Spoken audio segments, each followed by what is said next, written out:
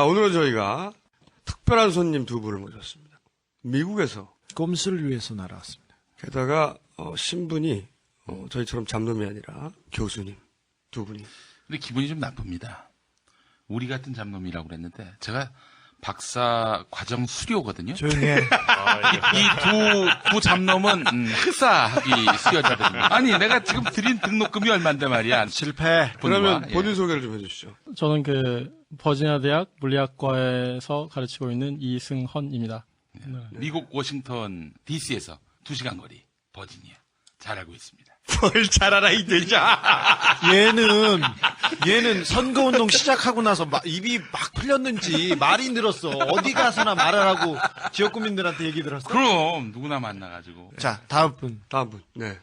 예, 안녕하십니까. 저는 존스 홉킨스 대학 국제관계대학원에서 정치학을 가르치고 있는 서재정입니다. 잔스 홉킨스 되지. 예, 언어로 잔스 홉킨스. 어느 학교 옆에 있지? 자지 워싱턴 대학.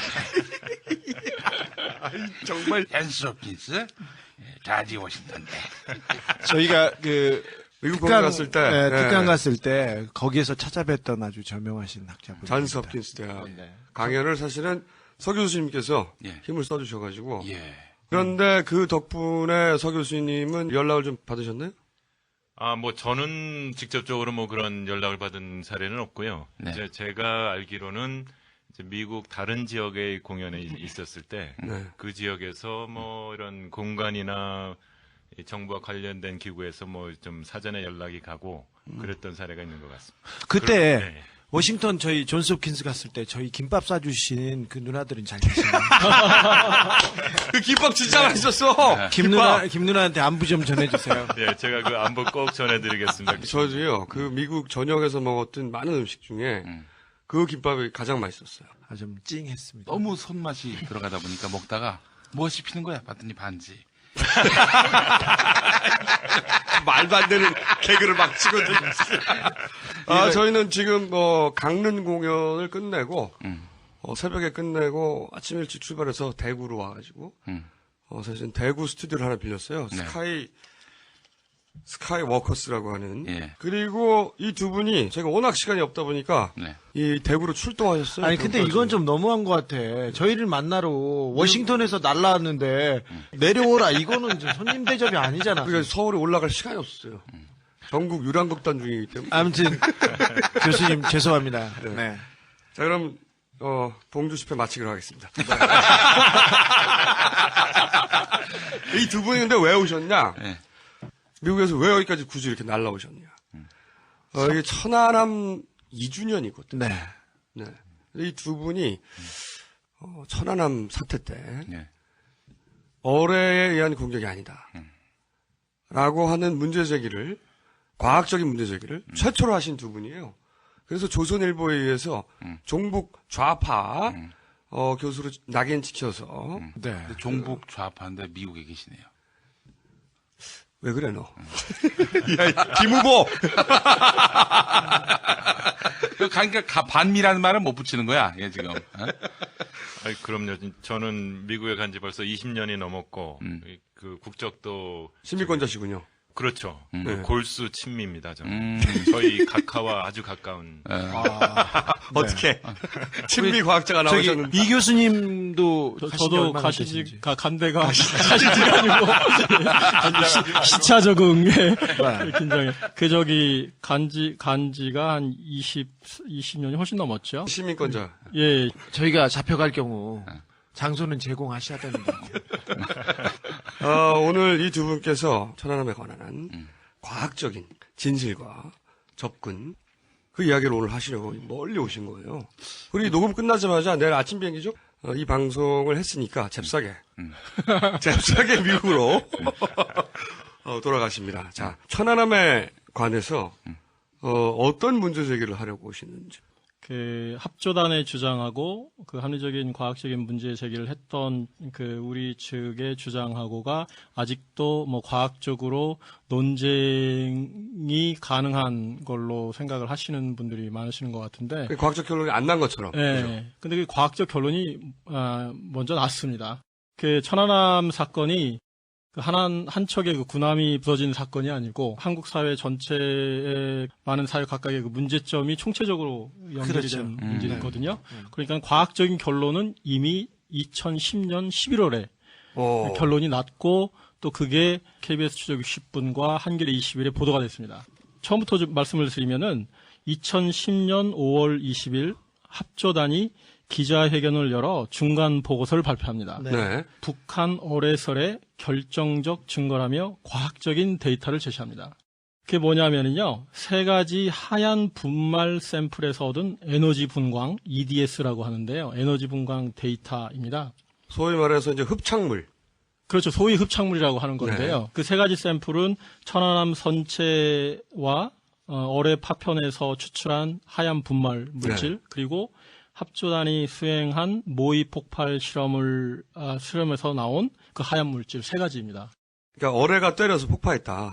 그러므로 어뢰에 붙어 있는 물질과 가라앉은 배에 붙어 있던 물질을 분석하고 그리고 이것이 폭파에 의한 걸 입증하기 위해서 따로 폭파 실험을 했어요. 예. 네네네. 세 개가 동일하면 역시 폭파에 의해서 가라앉은 것이다. 이렇게 입증하려고 했던 거죠. 예, 네. 아주 정확하게 이해를 하고 계시는데요. 아, 정말 또 예. 무학의 통찰. 예. 이게 뭐 무학의 통찰이야 이 돼지야.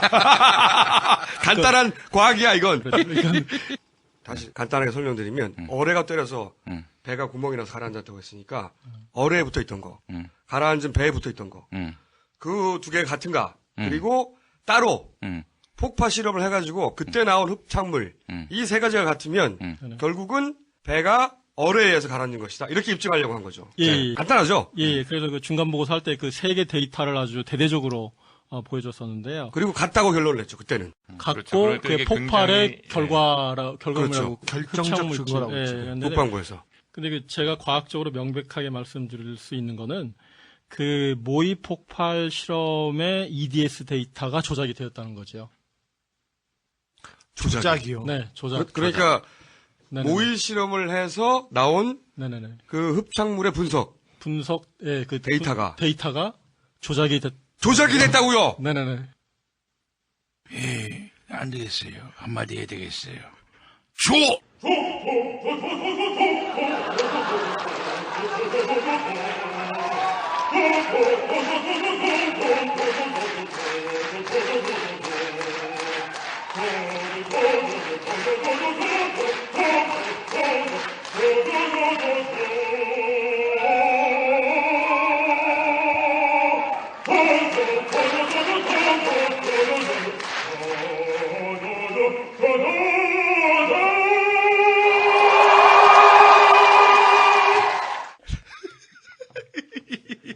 이 공직선거에 출마했기 때문에 시벌로만 이럴 수는 없잖아요. 예. 그래서 줘! 자, 그럼 간단하게 이해를 돕기 위해서 천안함에 붙어있던 흡착물은 A라고 하죠. 그리고 어뢰에 붙어있던 흡착물은 B. B. 그다음에 모의 실험을 한 것은 C라고 했을 때 지금 교수님 말씀은 C의 데이터가 조작되었다. 네네네. 조금 더 과학적으로 좀 디테일하게 좀 말씀을 드리면은 잠깐 폭약에 알루미늄 가루가 섞여 있고요. 네. 폭발을 하면 산화 알루민이라는 흡착 물질이 생겨야 합니다. 네. 그런데 합조단의 폭발 실험의 EDS 데이터는 산화 알루미늄은 나올 수 없는 데이터입니다. 자세한 것은 제가 책을 하나 썼는데요. 과학의 양심 천안함수사다. 아, 책 팔러 왔어, 미국에서! 이게 자세히 나와 있습니다. 그런데 시기가 안 좋아요, 교수님. 시기가 안 좋아. 알고 봤더니, 이렇게 멀리 오셨는데 책 팔러 오셨어. 책 제목이 뭐라고요? 그 과학의 양심 천안함 추적하다인데요. 그 조선일보와의 싸움에 제가 그 돈이 필요할 수도 있을 것 같습니다. 좀 많이 봐주세요. 조선일보고 소송 중이시거든요. 네. 합조단이 제시한 데이터를 보면은 산화 알루미늄은 도저히 나올 수가 없는 데이터이고 어떤 물질이 나오냐 하면은 알루미늄 황산 수화물이라는 침전 물질이면은 그런 데이터가 나옵니다. 왜 그랬냐 하면요. 왜 그랬습니까? 예, 왜 그랬냐면은 천안함 선체와 일본 어뢰에서 나온 하얀 물질에서 그런 데이터를 얻었기 때문입니다. 아, 거꾸로. 네네네. 아, 그러니까. A와 B, 2010년 6월에 국방부가 이정희 의원실에 공개한 물질인들입니다. 그 2개는 A하고 B는 공개했거든요. 근데 그거를 두 독립적인 지질학자들인 양판석, 캐나다에 계시는 양판석 박사, 그리고 안동대에 계시는 정기용 교수님이 독립적으로 아주 자세한 실험을 해서 A하고 B는 알루미늄 황산 수화물인 침전물질이라는 것을 과학적으로 밝히셨어요. A하고 B는. A하고 B는 똑같은 물질이 나왔어요. 그럼 이제 C만 같으면 되잖아. 모의 실험을 해서 나온 물질을 분석했는데 그 데이터는 A하고 B와 같은 물질이 나올 수가 없는데 네네네. 다른 물질이 나왔는데 똑같은 물질이 나왔다고 데이터를 조작했다는 거죠. 그렇죠. 네. 수학 문제를 푸는데 네네. 답을 알고 있어요. 그래서 공식도 틀리고 숫자도 틀리고 계산도 틀렸는데 나중에 결과는 답은 맞춘. 그렇죠. 그런 답을 끼워 내용이네요. 맞춘 거죠. 예, 예. A하고 의도했던 B는 답으로. 이꼬르고 C는 이꼬르가 아닌데 네. 이꼬르로 데이터를 조작했다. 예, 예. 그러니까 그 침전 물질인 A하고 B를 폭발하면 나와야 되는 흡착 물질로 주장하기 위해서 네. 모의 폭발 실험에서 나온 흡착 물질의 데이터를 그거를 보여주지 않고 침전 물질의 데이터를 보여준 거죠. 그러면서 그게 폭발 물질에서 나온 데이터라고. 그럼 알루미늄 황산 수화물은 뭡니까 이게? 수화물이었다는 거는 생성 조건이 고온이 아니고 100도 이하에서의 저온이었다는 거를 증명하는 겁니다. 그러니까 이 합주단이 제시한 데이터가 폭발이 없었음을 증명하는 거꾸로. 역설적으로. 그러니까 이렇게 된 거구만. A하고 B는 이미 공개가 돼버렸어요. 네. 이걸 바꿀 수는 없잖아. 그렇죠. 네. 그러니까 모의 실험을 한 다음에 여기서도 알루미늄 황산 수화물이 나왔다고 거짓말을 한 거군요. 그렇죠. 그래서 A, B, C가 같아졌는데 결과적으로는 네네네. 같아졌긴 같다고 했지만 발표를 했죠. 그렇죠. 같아졌긴 했는데 이 데이터를 그대로 믿는다면 거꾸로 폭파가 없었다고 예, 하는 예. 결론을 국방부가 만들어 버렸군요. 아, 이걸 오디오로만 듣고 이해할 수 있을까? 내가 이해했으면 됐어. 나는 고3 때 승무를 택했고 신학을 전공했잖아. 교수님의 설명이 너무나 명쾌했습니다. 예. 제가 뭐 조금 부연을 하면은, 그러니까 합조단 보고서에서 맞는 부분들이 상당히 있습니다. 네. 그 사실 많은 사람들이 그 이승원 교수하고 제가 정부의 발표를 신뢰하지 않는다 이런 유언비어를 돌리고 있는데 저희는 그 합조단 보고서의 대부분을 절대적으로 신뢰를 합니다. 이제 합조단 보고서 중에서 맞는 부분이 뭐냐면은 이 폭발물이 실제로 폭발을 하면은 알루미늄 산화물이 생긴다. 네. 이게 맞는 얘기입니다. 합조단 보고서에도 그렇게 돼 있습니다. 그리고 과학 그 논문들을 보면은 거기에도 그렇게 나와 있어요. 알루미늄 파우더가 섞인 폭발물이 폭발하면은 그 알루미늄 산화물이 생긴다. 그렇게 돼 있습니다. 알루미늄의 발음이 우리하고 좀 다른데? 알루미늄. 예. 예. 그래서 이제 EDS라는 걸로 찍어보면은 이 알루미늄 피크가 생기고 그 산소의 피크가 생깁니다. 알루미늄 산화물은 기본적으로 알루미늄과 산소가 결합해서 생긴 거니까. 근데 그 피크의 높이 비율이 그 알루미늄이 1이면은 산소가 0.2 정도가 돼야 돼요. 이게 차이가 크게 나는 거죠. 0.23. 네. 0.23. 0.23이 0.2. 학자적 깊이를 지금 서로 지금 공정하고 있어요. 수정하겠습니다. 네, 0.23입니다. 근데 이 합조단 중간 보고뿐만 아니라 최종 보고서에서도 그러니까 C에서 나온 샘플을 네. EDS를 찍은 거죠. 그러니까 다른 데이터들은 다 괜찮습니다. 제가 이 네. 부분 확실하게 하겠습니다. 유일하게 그 C에서 나온 샘플을 EDS를 찍은 거가 1대 0.23이 네. 돼야 되는 거 아닙니까? 그렇죠. 근데 보고서에 나와 있는 그 그래프를 보면은 그 비율이 1대 0.9로 나옵니다. 오. 0.9 소수점 이하. 네, 그건 모르겠네요. 그런데요. 또 저 중간 보고서에서는 이 세 가지 샘플을 동시에 보여주면서 대대적으로 그 결정적인 증거라고 했거든요. 그렇죠. 같다고. 예, 근데 그 다음에 저희들이 그 문제 제기를 하고 양판석 박사가 다른 실험들을 해서 그게 아닐 것이라는 그 의문을 제기한 이후에 네. 9월 13일인가요? 그때 최종 보고서가 나왔었죠. 그때는 A하고 B만 본문에 넣고 C는 부록으로 돌립니다. 부록. 네네. 모의 폭발, 제가 그 조작을 했다고 주장하는 그 데이터는 부록으로 돌리는. 이승원 교수랑 양판석 박사가 문제 제기를 했지 않습니까? 네. 그 이게 알루미늄 산화물인데 왜 알루미늄과 산소의 비율이 이런 식으로 나오느냐. 그랬더니 합조단이 그럴 만한 이유가 있다 하면서 설명으로 제시한 게 그 산화 알루미늄에 그냥 물이 그냥 화학적인 결합이 아니고 그냥 물이 그냥 들어가 있다라고 얘기를 했는데 그거는 실험적으로도 말이 안 되고요. 왜냐하면 그 EDS라는 데이터를 찍을 때는 진공 상태다거든요. 물이 있으면 다 빠져나와요. 그리고 그 두 지질학자가 나중에 그것들이 다 화학적으로 결합되어 있는 거를 밝혔으니까요.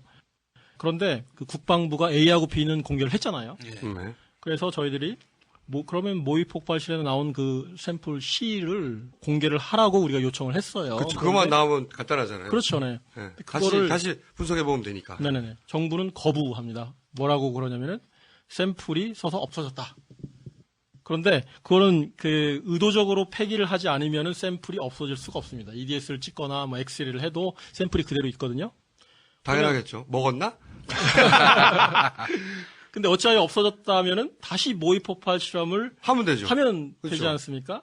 그런데 저희가 모의 폭발 실험을 다시 하라고 요구를 했음에도 국방부는 하지 못하겠다고 얘기를 하고 있습니다. 이유는 뭔가요? 돈 들어서. 그러니까 그 합조단 실무자에 의하면은 한 번 모의 실험을 하는데 드는 비용은 300만 원 정도밖에 안 된다고 그러더라고요. 네. 그러면은 그러니까 한 번만 실험해서 네네네. 공개적으로 이 데이터가 이렇게 나왔다는 걸 다시 봐라. 똑같이 나왔지 않느냐. 그렇죠. 이것만 해주면 끝나는 거잖아요. 그렇죠. 근데 그걸 안 해주는 거네요, 예, 지금? 예. 네. 단 한 번의 실험으로 이렇게 보여줄 수 있는 건데요. 그걸 하지 않고 있습니다. 그런데 그 추적 60분에서 2010년 11월 17일에 나왔던 추적 60분에서 나오는 거는 그 합조단이 제시한 거는 이유는 단 한 가지입니다. 자존심이 상해서. 다시 안 한다? 네, 다시 안 한다. 자존심이 상해서. 지네들이 잘못해놓고 무슨 자존심 상한다. 놀라운 핑계인데? 쓸데없는. 이건 창의력조차 없는데? 우리 군이 좀 소심해요. 근데 이 정도 되면, 네네네. 이 정도 간단한 A와 B는 같다. 그러면 C도 같아야 되는데, C가 같게 나오긴 했지만, 그 물질은 폭발해서 나올 수 없는 물질의 그래프였다. 그렇죠. 이거잖아요. 네네. 그러면 요 정도 간단한 과학적인 3단 논법은 국내에 있는 과학자들 충분히 문제 제기할 수 있는 거지 않습니까? 국내 과학자가 왜 이런 말을 안 하는 거죠? 네, 정기영 교수님이 국내에서 한 분이 나오셨죠. 한 분이요? 그분 말고 그분의 주장을 뒤엎거나 반대하는 그런 주장은 없습니까? 추정 60분에서 국방부에 가서 질의응답을 11월에 가졌을 때요. 정기영 교수의 실험 데이터 결과를 보여주니까 합전에서 무슨 얘기를 하냐면 그 실무자들이 자기들도 황산 수화물임을 알았었는데 분위기가 알루미늄 산화물 쪽으로 그렇게 결론이 날 수밖에 없었다. 분위기로 과학을 하나? 아니, 조사하고 조사와 과학인데 네네네. 분위기가 안 좋으면 바꿔주고 그래야 됩니까? 그게 과학이? 국내에서 단 한 분만 똑같은 문제 제기를 했다는 것도 저는 아니요, 그 얘기가 그 과학자가 그 문제 제기를 했는데 이거에 대해서 반론을 펴지 않는다는 거는 다른 학자들이 동의한다고도 볼 수 있는 거 아니에요? 그러면 동의했을 때 말만 한마디 더 더해줘도 이건 뭐 대학생이라도 알 수 있잖아요. 동의까지도 어렵다면 RT 이 정도만 하면 좋을 텐데. RT만 해도 감옥에 가는 세상이에요. 그리고 천안함 같은 경우는 왜 입을 닫냐면은 미국에서 보셔서 알겠지만 한국에서 북한이 저지른 일이라고 의심받는 일에 대해서 합리적 의심을 하거나 과학적인 문제 제기를 했을 경우에도 에이 빨갱이 이렇게 넘어갑니다. 그러니까 이게. 과학을 시킵니다. 들이대는데 그래도 예. 갑자기 명백한 과학이자 A, B, C 네. 아주 간단한 3단 논법인데 이건 빨갱이구나. 빨갱이라고요. 과학하고 빨갱이하고 무슨 상관 있어? 빨갱이는 1 더하기 1 하면 5 나오나? 우리 사회가 그렇죠. 헌법재판관 되기도 힘들어요. 천안함 문제와 관련해서 아니, 다른 생각을 가지면. 다른 생각이라고도 안 했어요. 그분이. 이게 무슨 다른 생각이야? 그냥 과학인데. 그 헌법재판관 후보자는 천안함 문제에 대해서 그 여러 문제 제기가 있는데 좀 따져봐야 된다 이런 얘기도 있고 워딩은 더 심플하고 법률적이었어요. 잘못했다고도 할 수도 없는데 천안함은 북한이 인간 어뢰로 쏴버리고 갔어요. 이렇게 얘기하지 않으면 그냥 빨갱이라고 해서. 그래서 그게 무서워서 과학자들도 말을 못하는 거라고 우리는 강력하게 추론하는 바입니다만은 그 연구비 같은 것도 불이익을 당할까봐 이런 것도 있겠죠. 그런데 예, 맞습니다. 그러니까 이 천안함 전개 과정을 보면은 이 한국 사회의 그 마지막 터부인 북한하고의 관계된 문제들은 이렇게 예민하게 반응하는 아주 비합리적이고 그 상식에 어긋나는 아주 이게 최근에 한국 사회가 그렇게 됐다는 게 근데 참 이 교수님 가슴 아픈데. 말고 이 교수님이 문제 제기하고 국내에서도 다른 교수님들이 이 문제 제기를 했습니다. A, B는 같으나 C는 아니다. 근데 이 부분에 대해서 반론을 제기하는 학자는 없죠. 과학적 반론은 없었습니다. 현재까지. 네, 그리고 이거는 그 황산 수함이었다는 거는 합조단 내부에서도 인정하는 부분이죠. 그러면 이 부분에 대해서는 팩트로 보고 있다고 생각. 사람들은 이거는 천안함 사건에서 아주 작은 과학적 데이터에 대해서 논란이 있다. 이 정도 수준으로 이해하고 그렇죠. 넘어가 버렸단 말이죠. 근데 이게 핵심인 게 배가 어뢰에서 공격당하고 그리고 가라앉았다. 그 유일한 과학적 증거로 내세운 게 이거예요. 네, 맞습니다. 결정적 증거라고 있습니다. 그러니까 폭발이 어뢰로 이루어졌고 그럼 어뢰는 누가 쐈겠어? 북한이지. 이렇게 돼서 북한 소행이 된 거란 말이지. 근데 지금 이 교수님의 말씀은 폭발이 없었다는 거잖아요. 북한이 안 했다는 얘기가 아니야. 거기까지 가지도 않아. 폭발이 없었다는 거야, 그냥. 네네. 그죠? 네네네. 이 데이터가 말하는 것은 그러니까 근접 어뢰 폭발은 없었습니다. 그러면 인간 어뢰도 아니었네요. 그렇죠. 네. 아니 그러니까 폭발이 없었다는 거야. 폭발이 없었다. 아예 폭발이 없어요. 이 과학적 데이터가 말하는 바는 단 한 가지야. 네, 근접 어뢰 폭발이 없었다. 배 밑에 3m에서 터졌다고 지금 하는 합수단이 주장. 그러니까 이 배를 가라앉혔다고 주장하는 그 어뢰 폭발은 없었다 이거 아닙니까? 네. 간단하게 말하면. 예. 실제로도 물기둥이 없었잖아. 아니 그런 걸 다 떠나서 그럼 받네 안 받네 막 하잖아. 음. 이 데이터는 배를 가라앉힌 폭발은 없었다는 데이터예요. 예, 맞습니다. 그러면 어뢰가 아닌 것이고 어뢰가 아니면 북한이 나올 이유가 없는 거 아닙니까? 거꾸로. 근데 이제 거기에서 이제 제가 한 가지 덧붙인다면은 네. 그런 주장을 뒷받침하는 데이터가 합조단 보고서 안에 무수히 널려 있습니다. 아 폭파가 아니라는. 어뢰의 근접 폭발이 있었으면은 흡착물질이라는 것들이 이제 있어야 되고 거기에서 산화 알루미늄이 나와야 되는 거죠. 근데 그게 없다는 게 이승환 선생님의 이제 그죠. 발견이고 네. 네. 그 합조단 보고서에 보면은 또 이런 증거들이 있습니다. 근접 어뢰 폭발이 있었으면은 거기서 나온 파편들이 있을 거 아닙니까? 그렇죠. 근데 보고서에서 조사들이 열심히 조사를 했는데 하나도 못 찾은 거예요. 파편을. 예, 조그만 금속 조각들을 여러 개 찾았어요, 사실. 네. 선박 선체에서나 해저에서. 음. 그랬는데 그것들을 성분 분석을 해보니까 이 어뢰와 같은 금속 성분이 없는 거예요. 두 가지입니다. 하나는 합조단 보고서에서 그 어뢰의 파편이라고 볼 수 있는 것은 없다. 이렇게 이거 제 얘기가 아니고 합조단 보고서 얘기입니다. 네. 혹시 그 급류에 의해서 쓸려 나갔을 가능성은 그러니까 이제 없습니까? 그 다음 얘기가 그러면 이제 합조단이나 뭐 이쪽에서 하는 얘기가 이게 수중 폭발이기 때문에 그 파편들이 차마 선체를 치지 못하고 가라앉았다. 참아. 근데 이제 서정적이다 뭔가. 이것도 모순적인 게 이 추진체에 대해서 그럼 사람들이 묻지 않습니까? 아니 그럼 그 추진체는 어떻게 멀쩡하게 남았느냐? 1번 어뢰를 네. 하는 거죠. 예. 그러면 이제 그거에 대해서는 폭발하는 순간 그거는 폭발력에 의해서 30m 정도 뒤로 밀려나갔기 때문에 그거는 그대로 있었다. 그래서 추진체는 한 30m 밀려나가는데 다른 파편들은 3m도 못 나갔다는 자, 거죠. 그러면 우리 해군이 다 모여서 찾은 어뢰의 파편이 하나 남았는데 그게 1번이 써진 그 파편이죠. 그렇죠. 파편을 더 찾았어요. 쇠 조각들이 여러 개를 찾았는데 어뢰는 아니었죠. 어뢰가 어뢰는 아니라고 아니라고 합조단이 스스로 결론을 내린 거거든요. 그러면은 왜 그런 그 과학적인 데이터를 조작을 했느냐 이게 문제라고 생각을 그렇죠. 합니다. 누가 주도적으로 그렇게 몰아갔는지를 밝힌 합조단 관계자의 내부 증언이 있습니다. 아 그래요? 네네네. 데이터를 누가 조작했느냐? 근데 제가 여기에서 그 사람의 이름을 밝히지는 않겠습니다. 왜냐하면은 밝히세요. 이 정도 되면. 왜냐하면요. 밝히세요. 네. 그 사람이 이 조작 사건의 몸통이 아니기 때문입니다. 그분도 결국은 누군가로부터 이렇게 그렇죠. 부탁, 제안, 압력을 받았겠죠 아무래도. 네네네. 그래서 물론 그분이 그 일을 적극적으로 수행하는 그 비과학자적인 일을 하긴 했지만 진짜 몸통을 찾는 것이 이 시점에서 더 중요하다고 생각을 합니다. 네. 그렇죠. 그렇게 분위기 몰아갔던 사람이 과학자입니까? 네, 그것까지는 말씀드릴 수 있습니다. 그 흡착 물질이라고 하는 사실은 그 침전 물질이었던 그게 폭발의 결과물이라고 그쪽으로 해석을 몰고 갔던 주도적으로. 그러니까 A, B, C가 같다고 해놓고 그러고 나서 이 A, B, C는 폭발에 의해서 만들어지는 물질이라고 주장했던 과학자가 분위기를 몰아왔던 과학자가 있었고 예, 예. 그 과학자가 누군지 아시는군요 이제. 내부 증언이 있습니다. 그 내부 제보자의 워딩은 좀 일러주십시오. 최소한 그건 알려주세요. 네네. 뭐라고 말했습니까? 그 이 조작의 주체가 된 네.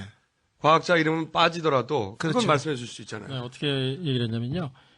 황산염 수화물이 맞는데 맞는데 그렇게 얘기했다가는 큰 문제가 생길 것 같아 그렇게 했다. 폭발의 예생이 아니라 오랜 세월 침전 물질. 침전 물질인 예, 줄 그 알고 침전 있었지만 물질이, 예, 알고 있었지만 그렇게 얘기했다가는 큰 문제가 생길 것 같아서 그렇게 했다. 누구가 그 결론을 내자고 주도했다.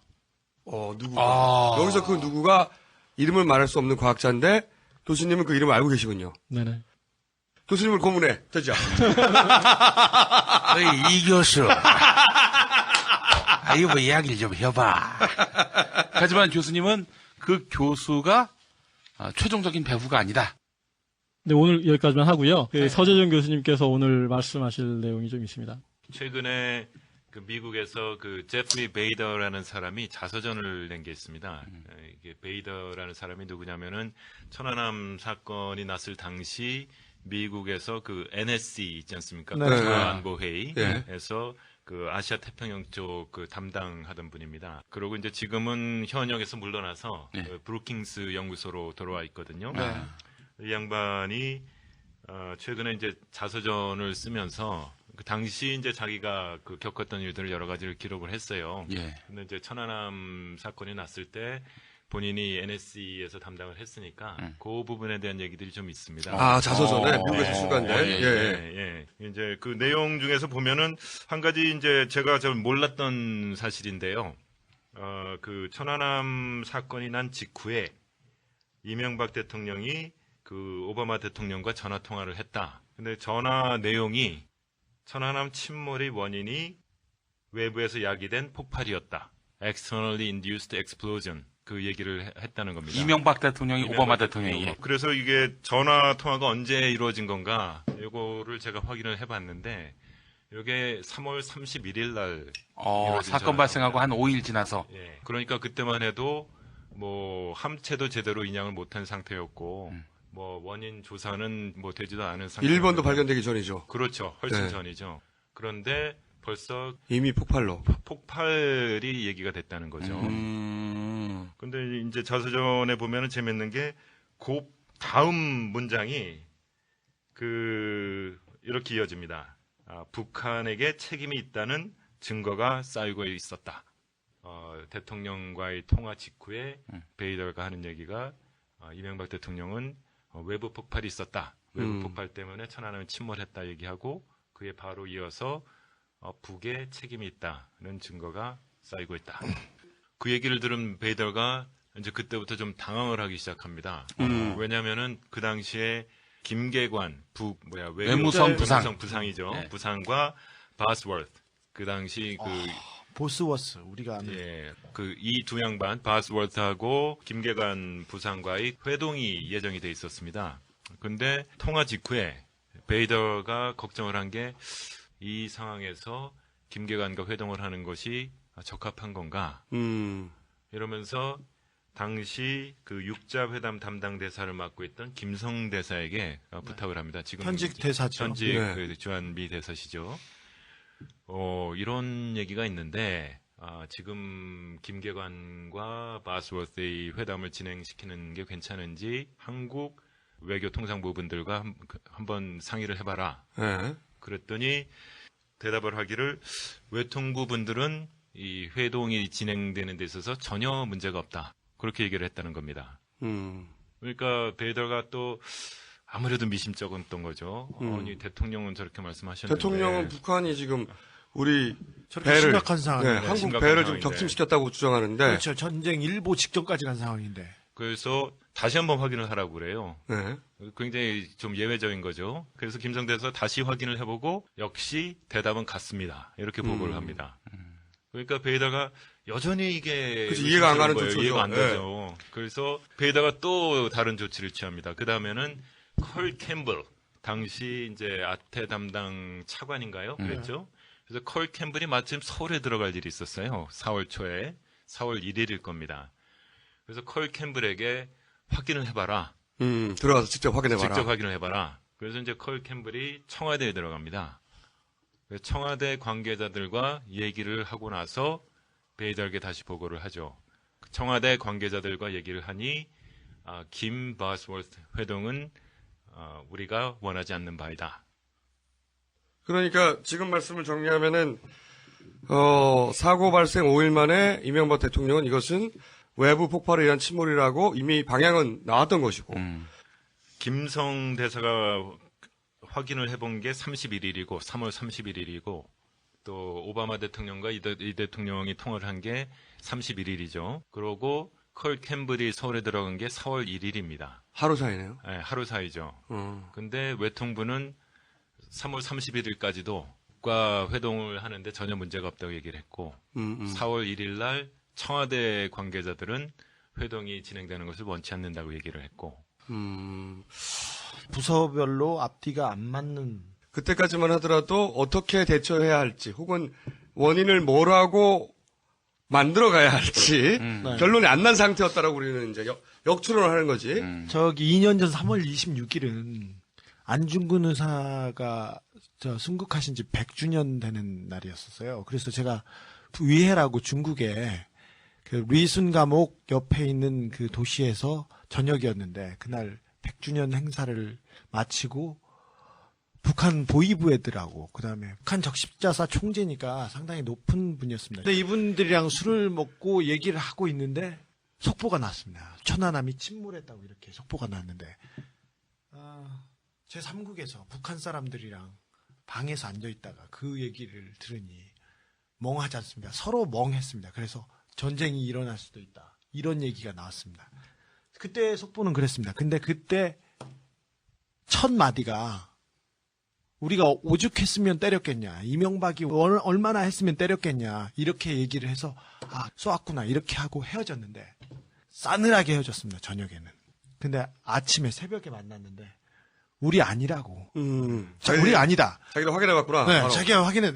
누구 재미 좀 보겠구만요. 그러면서 우리 아니다 그러는 거야. 누구 재미 좀 보겠구만요. 네. 보이는 선거를 시점. 앞두고 있어서 누가 재미 좀 보겠구만요. 우린 아닙니다. 아니라고 하면서 얘기를 하는 것이 우리는 했으면 백령도 부근에 있는 배를 격침시켰습니다. 한 방에. 그러면 어떤 군인이 했든 영웅이 되는 거지. 영웅이 되기 때문에 내가 했다.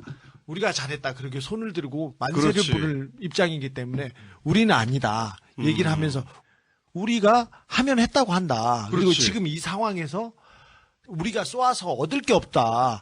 니네들은 경제력도 있고 뭐도 있고 그런데 우린 군사력 하나 있는데 이 군사력을 뭘 다 빼먹어야 된답니다. 쌀도 빼먹고 뭐도 빼먹어야 되는데 지금 이걸로 공격을 해서 얻을 게 없다. 얻을 게 없지. 네. 진짜로. 하면서 누가 좀 재미 좀 보겠구만요. 그 생각이 납니다. 그냥 이거는 그냥 간단한 에피소드였는데 자기네 중요한 에피소드네. 그 자기들도 정보가 없는 상태에서는 자기들이 했을 수도 있다라는 네, 식으로 했을 수도 얘기했다가 확인을 해보니 우린 아니다. 네, 이렇게 새벽에 결론냈다는 거고. 나서 그렇습니다. 그리고 공식적인 자리가 아니었기 때문에 했으면 야 우리가 했어라고 할 수 있는 자리였지. 그때는. 한국 관련해서는 되게 전문가들이었어요. 근데 확인해 본 결과 자기네들은 아니라고 얘기했습니다. 자 그러면은 네. 그게 그 도널드 그레이그 대사의 그레이그 결론도 대사하고 맞습니다. 그레이그 대사가 예. 하는 얘기도 이게 괴가 맞습니다. 예, 그러니까 그 당시는 그 북한은 이 보도가 됐었는데요. 북한은 그 이호 여사를 초청한 상태였고, 그렇죠. 예, 정상회담을 추진하는 상태였고, 네. 그래서 그때는 정상회담을 해서 이명박 대통령한테 뭘 얻고 싶어 할 때였습니다. 네네네. 근데 갑자기 네. 어뢰를 쏴가지고 배를 격침시킨다는 게 그렇죠. 그레이그 대사가 또 다른 얘기도 많이 하셨지 않습니까? 그레이그 네. 전 대사. 그레이그 대사도 북한이 그렇게 할 이유가 없다라고 말하는 것이고. 네, 그 그죠? 그레이그 대사가 그 디플로맷 그 외교관이기 전에 30년 동안인가를 CIA 그 분석가였거든요. 그러면 이제 남는 게 이거잖아요. 이제 지금 과학적인 데이터는 어뢰 폭발에 의한 침몰은 아니다라고 하는 게 이 데이터의 결과인데, 그리고 그 데이터가 실제로는 그 폭발 흡착물이 아니라 오랜 세월 쌓인 침전물이라고 하는 사실 자체도 합수단 내에 알고 있었는데 그게 마치 폭발로 일어난 물질인 것처럼 몰고 간 과학자 이름도 우리는 알고 있는 거잖아요. 네네네. 그럼 이제 남는 게 그럼 어떻게 가라앉았냐? 저희가 여러 가지 가설을 갖고 이랬을 거다 추정을 해볼 수는 있지만은 저는 보다 확실한 원인 규명을 위해서는 아마 결국 국정조사 같은 게 돼야 되지 않겠는가. 네, 청문회나 그렇게 국정조사 생각합니다. 다시 이루어지고. 그 규명 과정에서 좀 도움이 될 수 있는 그 가설은 한 3개 정도로 생각을 해볼 수 있을 것 같습니다. 네.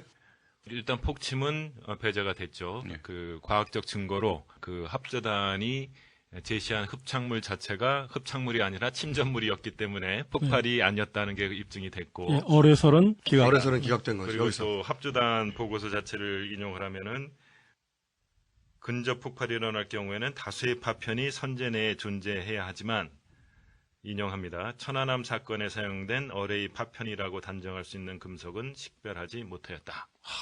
스스로 없대. 네, 그 실무자들은 그 아주 그 열심히 예, 정직하게 하려고 노력을 한 것 같아요. 그러니까 이런 거군요. 실무자들은 있는 데이터를 네네.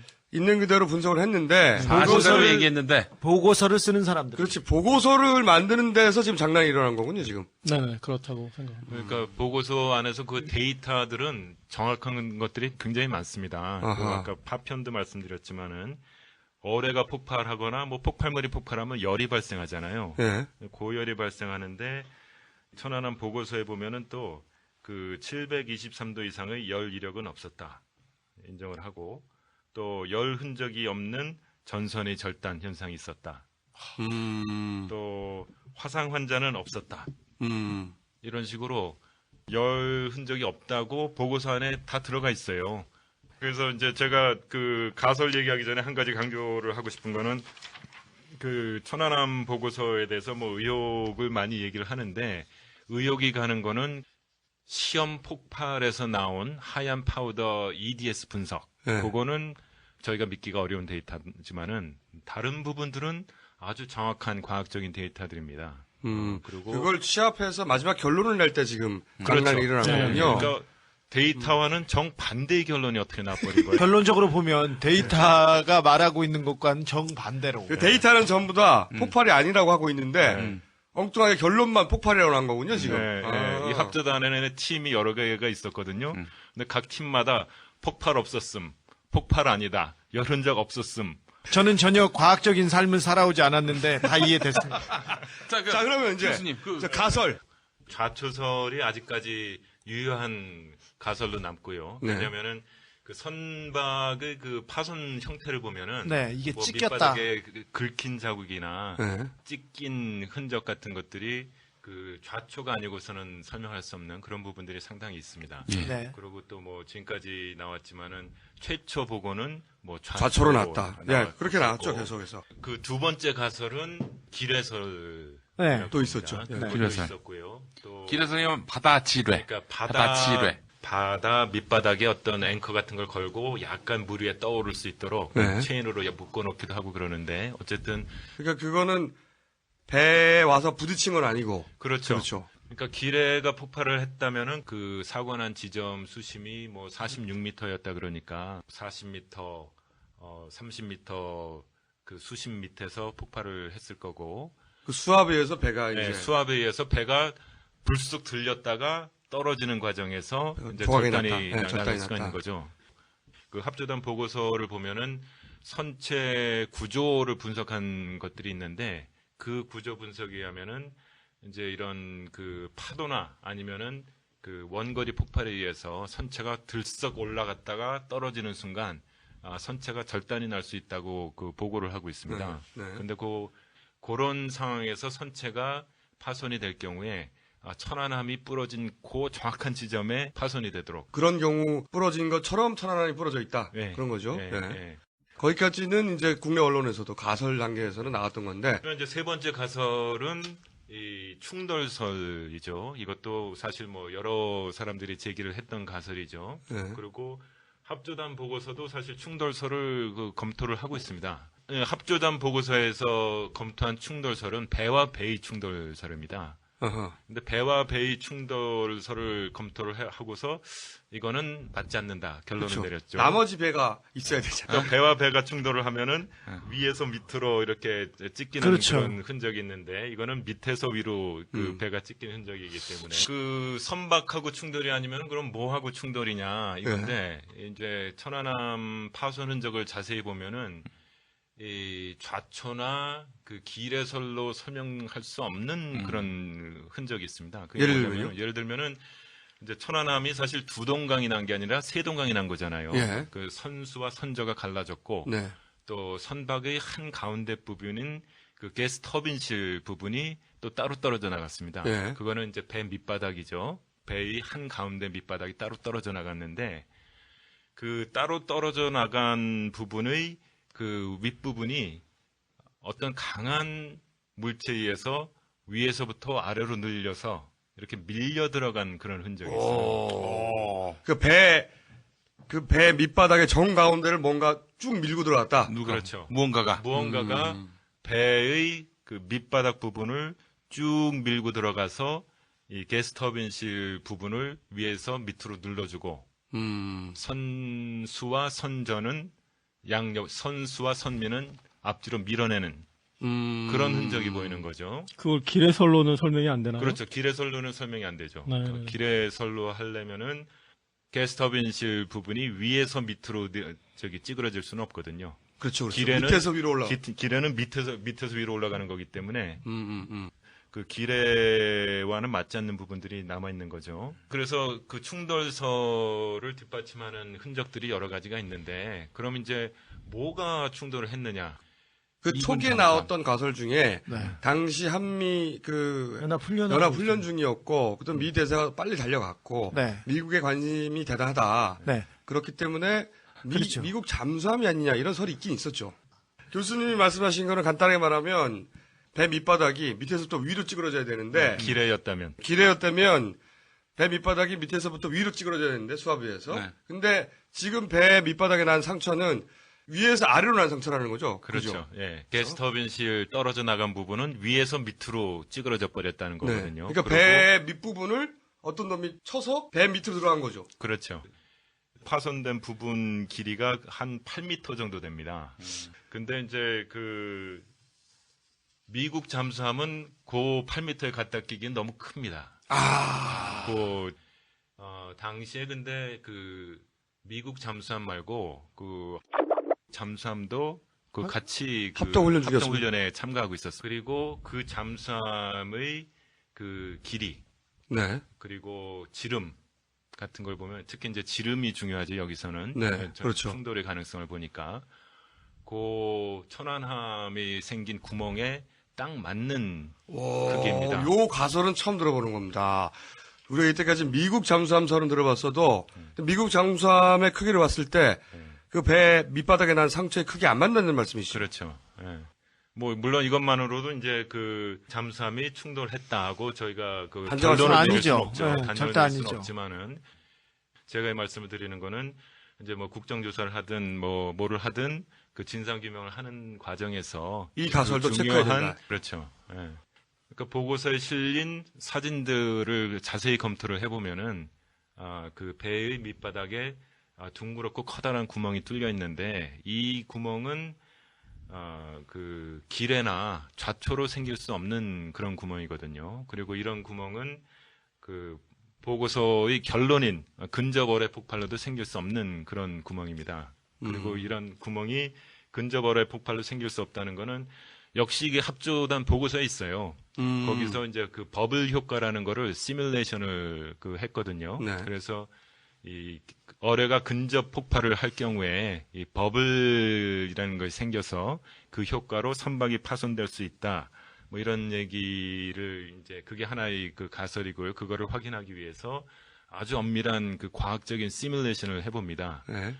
근데 시뮬레이션을 해보면 100이면 100이 다 그 선박이 밑에서 위로 찢겨지지 아까 제가 말씀드린 것처럼 위에서 밑으로 그 찢어지는 모습이 나타나지가 않아요. 배 아랫부분 중간 정도부터 배 가장 밑바닥 쪽을 향해서 배가 찢겨진 거군요. 그렇죠. 그렇죠. 지금은. 예, 맞습니다. 그러니까 먼저 좌초가 됐다가 그다음에 충돌이 됐다는 설이죠, 지금 이게. 이제 그런 그 복합설을 저희가 생각을 해볼 수 있는 거죠. 네. 근데 이제 그 손상 흔적만 놓고 봤을 때는 이제 좌초의 흔적이 확실하고 초기 또 자체가 확실하고. 충돌의 흔적도 확실하다. 그러니까 초기에 좌초가 한번 되고 그 밑둥을 박아가지고 세동강이 났다라고 두 가지가 연속해서 일어났다라고 지금 추론을 해볼 수 있다. 네, 추론을 해볼 수 있다.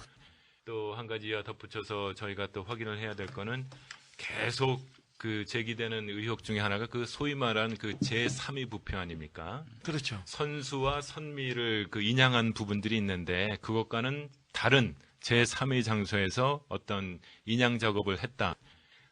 저는 이제 그런 그 가능성을 그 확인을 할 필요가 있다. 오늘 결론은 이게 폭발이 아닌데 폭발이라고 조작한 과학자가 있다. 주도한 과학자가 있다. 분명히 있다. 그 과학자 이름이 나오면 그 과학자더러 왜 과학적 진실을 뒤집었냐라고 물어볼 수 있겠죠. 두 번째로는 충돌 가능성이 존재한다라고 하는 문제 제기입니다. 이게 이 말씀을 하시려고 네. 미국에서 달려오신 다음에 요 말만 하고 미국으로 다시. 제가 어떤 분을 뵀는데 그분 편지를 잠깐만 읽겠습니다.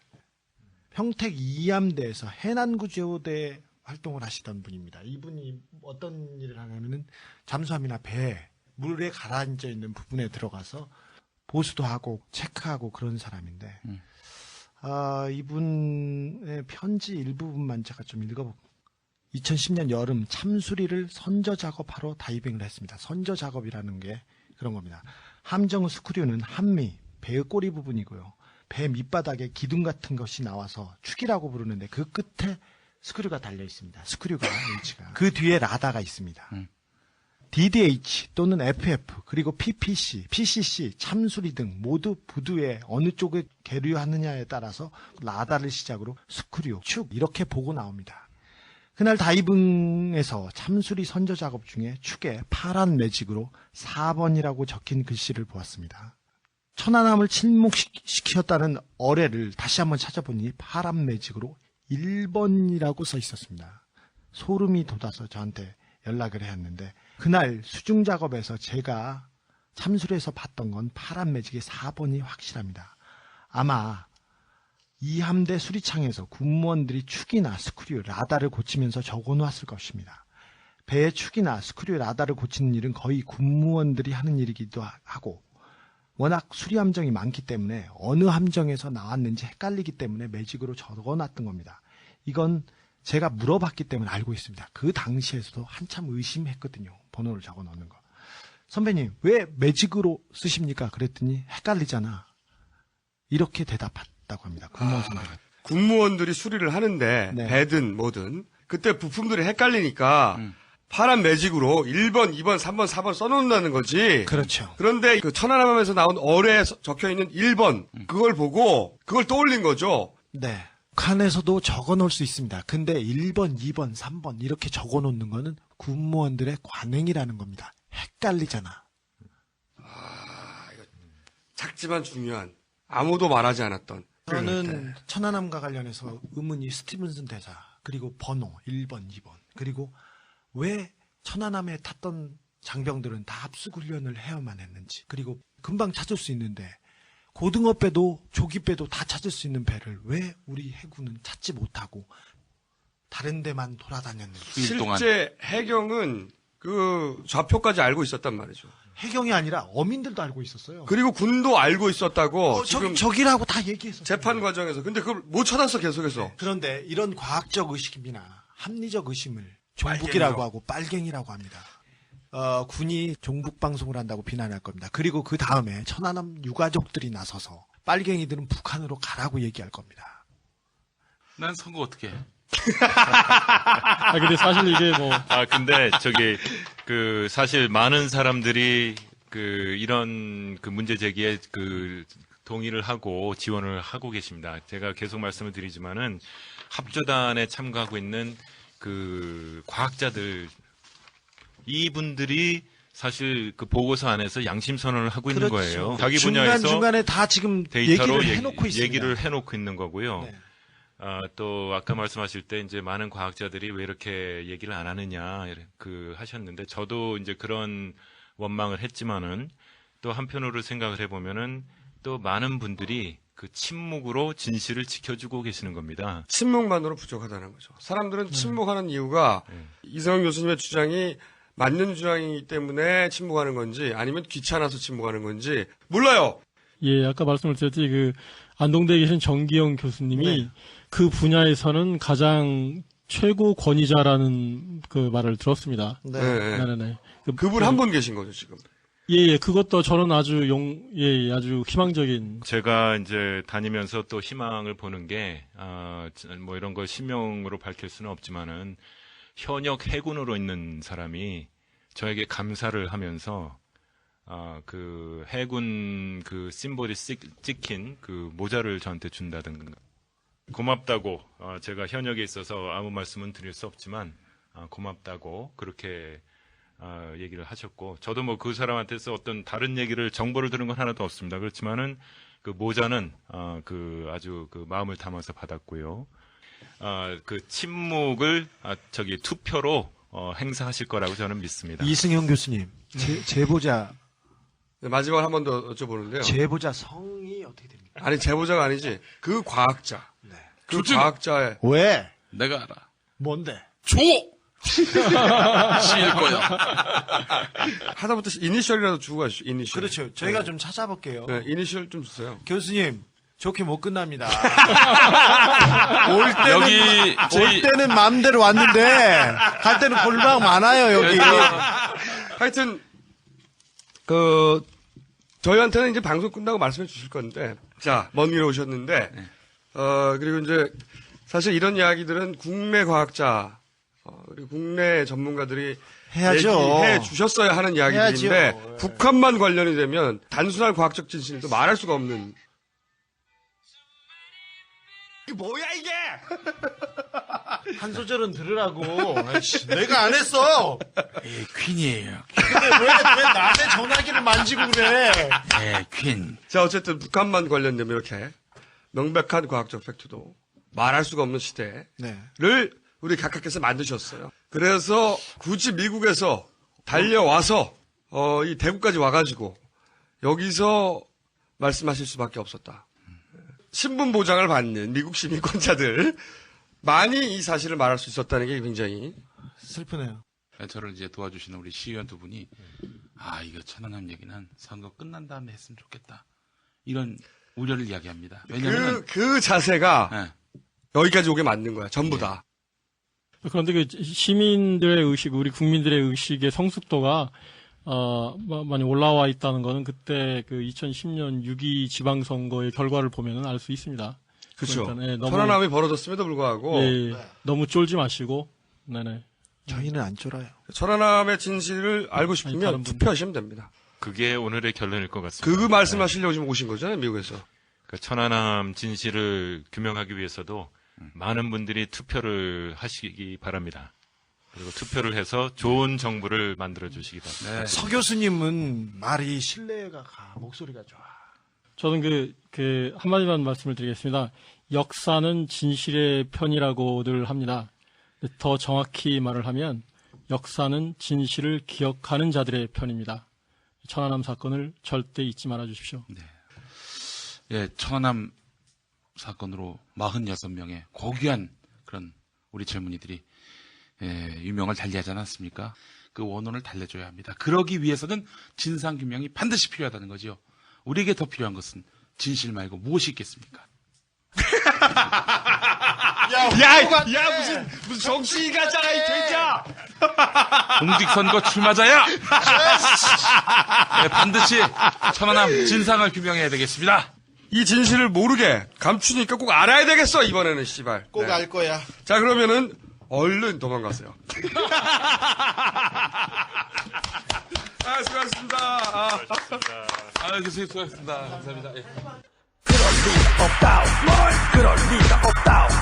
그럴 리가 없다. 그럴 리가 없다. 그럴 리가 없다. 그럴 리가 없다. 아기 전부터 각자를 사랑합니다. 미국 소고기 맘대로 먹으라고 FTA 날치기 추진하시고 무너지는 4대강 전년도로 만들어 주셨고 물대포로 아껴주시는 각각에서 절대로 멋대로 그럴 리가 없어. 그럴 리가 없다. 그럴 리가 없다. 우리 각각에선 절대로 멋대로 그럴 리가 없다. 그럴 리가 없다. 그럴 리가 없다. 반대해도 할 건 아시는 우리 각각 그럴 리가 없다. 그럴 리가 없다. 그럴 리가 없다. 우리 각각에선 절대로 멋대로 그럴 리가 없다. 그럴 리가 없다. 그럴 리가 없다. 반대해도 할 건 아시는 우리 각각 그럴 리가 없다. 자, 천안함 두 번째 게스트입니다. 이 천안함 관련해서 현재도 소송을 겪고 있는 분인데, 우선 이분의 프로필, 한국해양대학 항해학과 나오셔가지고 해군 중위로 제대하셨는데, 소위 시절에 천안함과 동급 함선, ADP 함에 근무를 하셨고, 또 중위 때는 이 천안함이 침몰했던 지역, 백령도 지역에서 근무를 하셨어요. 그리고 해운회사에서 항해사 근무를 하셨고, 그 다음에는 조선소에서 배를 직접 만드셨죠. 13척 건조를 하셨어요. 네. 그리고 또 민주당 추천으로 민군합동조사위원, 소위 합조단으로 천안함 조사에 직접 참여를 하신 분입니다. 신상철 씨 나오셨습니다. 안녕하십니까? 안녕하십니까? 네. 이 프로필로 볼 때 이런 얘기를 하기에 가장 적합한. 네. 왜냐하면 소송을 하게 되면 또 자료를 졸라 모아요. 네. 소송으로 단련된 분들인데 네. 그러면 자료를 계속 쌓게 됩니다. 그렇죠. 기억하고. 지난 2010년 6월에 네. 명예훼손과 허위사실 유포, 천안함과 관련해서 국방장관, 해군 참모총장, 합조단장, 국방부 조사단장, 아니 조사본부장 네. 이 네 사람으로부터 고소를 당했습니다. 오랜만에 들어보네요. 김태형 국방부 장관. 별이 14입니다, 합치면. 8번째 공판을 앞두고 계신. 이 공직에 있는 사람들이 자기 나라 국민을 고소고발하는 이거 추태 아닙니까? 야, 진짜. 정말 추태예요, 추태. 갑자기 정말. 아니, 그게 정치인스럽게. 아니, 세금 내는 사람들을 고소고발할 생각을 한다면 그 사람 공직 그만둬야지. 김 의원. 공직할 생각을 해서도 안 되고. 난 그렇다고 봐요. 대지원 오늘 왜 이렇게 심각해? 아니, 진짜 그건 나쁜 짓입니다. 검사들이 그랬어요. 나 계속 고발하잖아. 그러니까 이 문제는 정말 중요한 문제입니다. 경춘선 폐선 구간, 그건 뭐야 또 갑자기? 청춘선으로 제가 이름을 바꿔서 낭만과 풍류와 지성과 인문학적 통찰이 살아 숨쉬는 거리. 야, 천안함 얘기하는데 천안함하고 갑자기 아니 고소 고발하다가 경추선에 왜 나와? 나오냐고. 가만히 있다가 눈을 동그랗게 뜨고 그래. 아니, 이게 너무 화가 나잖아요. 경춘선 폐수한 부지 때문에? 아니, 그게 아니라 서울 북부지법 터를 팔지 않고 있어. 거기에 지금 완전히 그래서 노는 땅이 돼버렸어. 야, 그만해, 이제. 그 주변을 그렇게 그만해, 이제. 상권 다 죽여놓고 천안함 얘기해야 돼. 공릉도민을 봉으로 알아요. 조용히 해. 죄송합니다. 아니요, 괜찮습니다. 돼지가 저기 지금 우물에 제정신이 아니에요, 빠졌어요, 지금. 우물에. 자, 요 앞에 미국에서 날아온 두 교수님들이 내린 결론이 뭐냐면, 그 흡착물질, 붙어있는 물질을 분석해 봤더니 폭발로 생긴 물질이 아니다. 그렇다면 합조단이 내놓은 데이터는 조작됐다라고 볼 수밖에 없다. 과학적인 관점에서는. 자, 그럼 남은 우리가 그 뒤를 이어서 우선 이 이승원 교수의 주장에 동의를 하십니까, 우선? 예, 동의를 합니다. 동의를 하고요. KBS 추정 60분 팀이 흡착물질에 관해서 국내에서 조사를 하기 위해서 국내 400명의 과학자한테 국내 어느 분한테 이 실험을 맡기면 가장 정확한 데이터를 얻을 수 있겠는가 물어봤더니 많은 분들이 안동대학교 정기영 교수님을 추천을 해주셨어요. 그래서 그분이 실험을 했는데 국방부에서 했던 6가지 실험보다 2배나 많은 12가지 실험을 했는데 미국에 있는 3 교수님들의 결과와 똑같은 그런 결과가 나왔습니다. 그러니까 폭발로 생긴 물질이 아니라 오랫동안 쌓인 물질이다. 그렇죠. 정말 오랫동안 쌓인 물질은요, 물뿐만 아니라 무태서도 가능합니다. 경춘선 철로가 영업을 중단한 지가 이제 한 2년이 넘어가고 있는데, 예. 야, 이거 웃겼어. 아, 이거 웃겼어, 이거. 나 당했어. 지금 철, 야, 그만해, 이제. 기차가 됐어, 다니지 않는 그 철로도 지금 많이 그 음식 물질들이 발생하고 있어요. 예. 그러니까 지금 당했다. 얘기가 예. 동해안까지 왔다 갔다 하는 거죠. 동해안이 아닙니다. 경춘선은 네. 서울에서 춘천까지의 그러니까 구간인데, 예. 어, 동서를 왔다 갔다. 아니, 갑자기 그 얘기를 대표님이 많이 왜 쓰면 그렇게 하면 안 돼요? 아, 깔때기에 당했어. 그 다음에, 그러면은, 그 외에 정황적으로, 어뢰가 폭발한 지 얼마 되지 않은 잔해가 아니다. 오랫동안 물속에 있었던 추진체다. 라고 입증할 만한 정황 증거로 뭐 조개 껍데기 이런 얘기 나왔었지 않습니까? 네. 이게 뭡니까, 내용이? 합주단이 어뢰를 처음 공개한 것이 2010년 5월 15일인데 그 당시에 도면과 함께 어뢰 사진을 공개를 했습니다. 그런데 그때 이제 나왔던 논란이 어뢰가 너무 낡았다. 그렇죠. 50일 말에 뭐가 이렇게 녹이 많이 50일 쓰느냐? 만에 이렇게 어뢰가 이렇게 녹이 쓸 수가 있겠는가. 그리고 이제 또 한 가지 논란은 이것이 북한제라고 어떻게 특정하느냐. 그렇죠. 북한에 안 써있는 이런 문제가 나왔어요. 그리고 그 뒤로 이제 5월 20일 날 그 합주단에서 최종 결과 발표를 하죠. 그때 이제 어뢰가 등장을 합니다. 어뢰가 등장을 하는데 유리 케이스 안에 넣어진 어뢰가 1번을 달고 나오죠. 그 유명한 예, 1번. 예. 네. 그리고 이제 그 이후에 이 어뢰는 유리 케이스 안에 넣어진 채로 용산의 전쟁기념관에 와서 전시가 됩니다. 그렇죠. 예, 그 이후에 저희 이제 네티즌들도 그렇고 저희도 가서 사진을 정밀하게 찍었습니다. 네. 그래서 처음에 5월 15일 날 공개한 어뢰와 5월 20일 날 케이스에 넣어서 나온 실물에 대한 사진을 우리가 정밀 분석을 해봤더니 구석구석 다릅니다. 이것이 폭발한 어뢰라고 했던 사진과 네, 케이스에 전시한 어뢰가 다르다는 거죠. 지금. 다르죠. 다릅니다. 사이즈도 다르고 모양도 조금씩 다른데 거기에 대해서는 네. 뭐라고 그럽니까? 거기에 대해서 국방부는 어떤 코멘트도 하지 않습니다. 국방부는 일체 재판 코멘트도 하지 과정에서 않습니다. 그러면 국방부는 이 다른다는 거에 대해서는 아예 언급을 하지 않고 넘어가고 있습니다. 예, 그런 것이 한두 가지가 아니거든요. 예, 다른 것은 명백한 겁니까? 네, 다릅니다. 네, 그거는 나중에 이제 우리 재판 진행 중이기 때문에 감정을 또 해야 되겠죠. 그렇죠. 어뢰에 대한 증거 감정이 재판 과정에 또 들어 있습니다. 이걸 바꿔치기 한다는 게 대단히 위험 가능성이 왜 위험한 바꿔치기 아니, 하는 그건 거죠? 처음 나왔던 지적이 너무 낡았고 이게 북한 건지 어떻게 하느냐. 예. 그렇죠. 근데 그때는 만약에 1번이 있었다면 처음 공개할 때부터 1번이 나왔어야죠. 그때는 언급이 없었습니다. 근데 두 번째 어뢰가 나왔을 때 1번이 적혀서 나와요. 아니 근데 처음에는 사진만 내면서 네. 이게 증거다고 얘기하고 결정적인 증거니까 스모킹 건 아닙니까? 네. 그래서 실물을 공개할 때 일본도 있다 이거 얘기할 수 그거는 뭐 전략적으로 그럴 수 얘기할 있다고 있죠. 쳐요. 네. 그렇지만 어뢰가 다른 것은 네. 다른 게 명백하다면 그거는 육안으로도 비교를 해보면 차이가 납니다. 그리고 1번을 달고 나온 그 어뢰를 정밀한 사진을 통해서 분석을 해봤더니 이 숫자 1이 녹 위에 쓰여져 있는 것 같아요. 녹 위에 거친 면에 쓰여진 흔적이 잡히고 있고 그러니까 근데 처음에 만들어졌을 때 쓴 게 아니라 이후에 뭐 수리를 한다던가 아니면 관리를 한다던가 그때 그 위에다 쓰면 녹 위에다 쓸 수도 있지 않습니까? 아니 어뢰는 폭발하기 전에는 네. 새 거죠. 어뢰가 폭발하고 난 다음에 물속에 들어가서 헌 것이 되지만 네. 발사되기 전에는 깨끗한 상태일 가능해요. 저는 이 부분에서 굉장히 다행이다라고 느껴지는 부분이 뭐냐면 2번이라고 썼으면 사람들이 기호 2번에 대해서 아주 나쁜 이미지를 갖게 그리고 이제 또 어뢰 뒤에서 가리비가 나왔지 않습니까? 그거 맞아요. 네. 조개 껍데기가 나왔다. 예. 이게 이제 저희 네티즌 한 분이 마이크로 사진기로 정밀 사진을 찍었어요. 그걸 봤더니 어뢰 뒤에 구멍이 있습니다. 네. 네, 추진체 쪽에. 그 구멍 안에 가리비가 들어있는데, 이 새끼손가락만한 그런 가리비예요.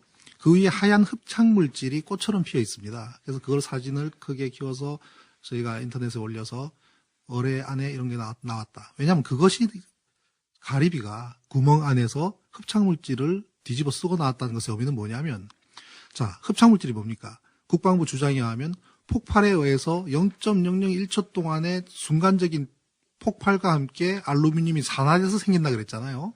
그러면 이 가리비는 순간적으로 폭발보다도 먼저 그 구멍 안으로 들어가야 되는 거예요.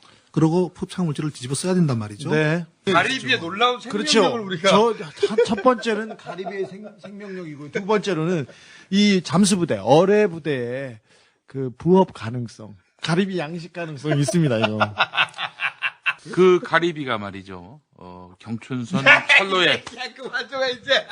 아니 그만해, 진짜. 놀라운 생명력이라며 한강 중랑천을 거슬러 올라와가지고 경춘철교에 흡착됐을 가능성이 어쨌든 이게 가리비가 흡착물질을 뒤집어 쓰고 있다는 거죠. 지금. 네. 참. 그래서 그걸 지적을 했더니 네.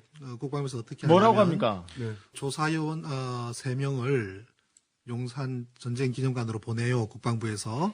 보내서 현장에서 뜯어내버려요. 국방부에서는 뭘 공개를 하냐면 조개 껍데기를 하나 공개를 하면서 뜯어온 것이 이건데 아, 그러니까 전쟁 기념관에 원래 붙어 있던 흡착물을 뒤집어 쓴 슈퍼 가리비. 예, 그것이 그걸 떼가면서 예. 그리고 나서 나중에 이게 이거다 하고 공개를 내놨다 이거죠. 내놨는데 네. 문제가 뭐냐면 2.5cm 곱하기 2.5cm 사이즈의 조개를 꺼내놔요. 예. 오, 이상하다. 이 뒤에는 구멍이 작은데 어뢰 구멍은 몇 센치입니까? 거기 한 1.8에서 2cm 돼요. 구멍은 2cm인데 네, 구멍은 2cm 인데 국방부가 꺼냈다고 하는 게 2.5cm 예요. 새 컸어요.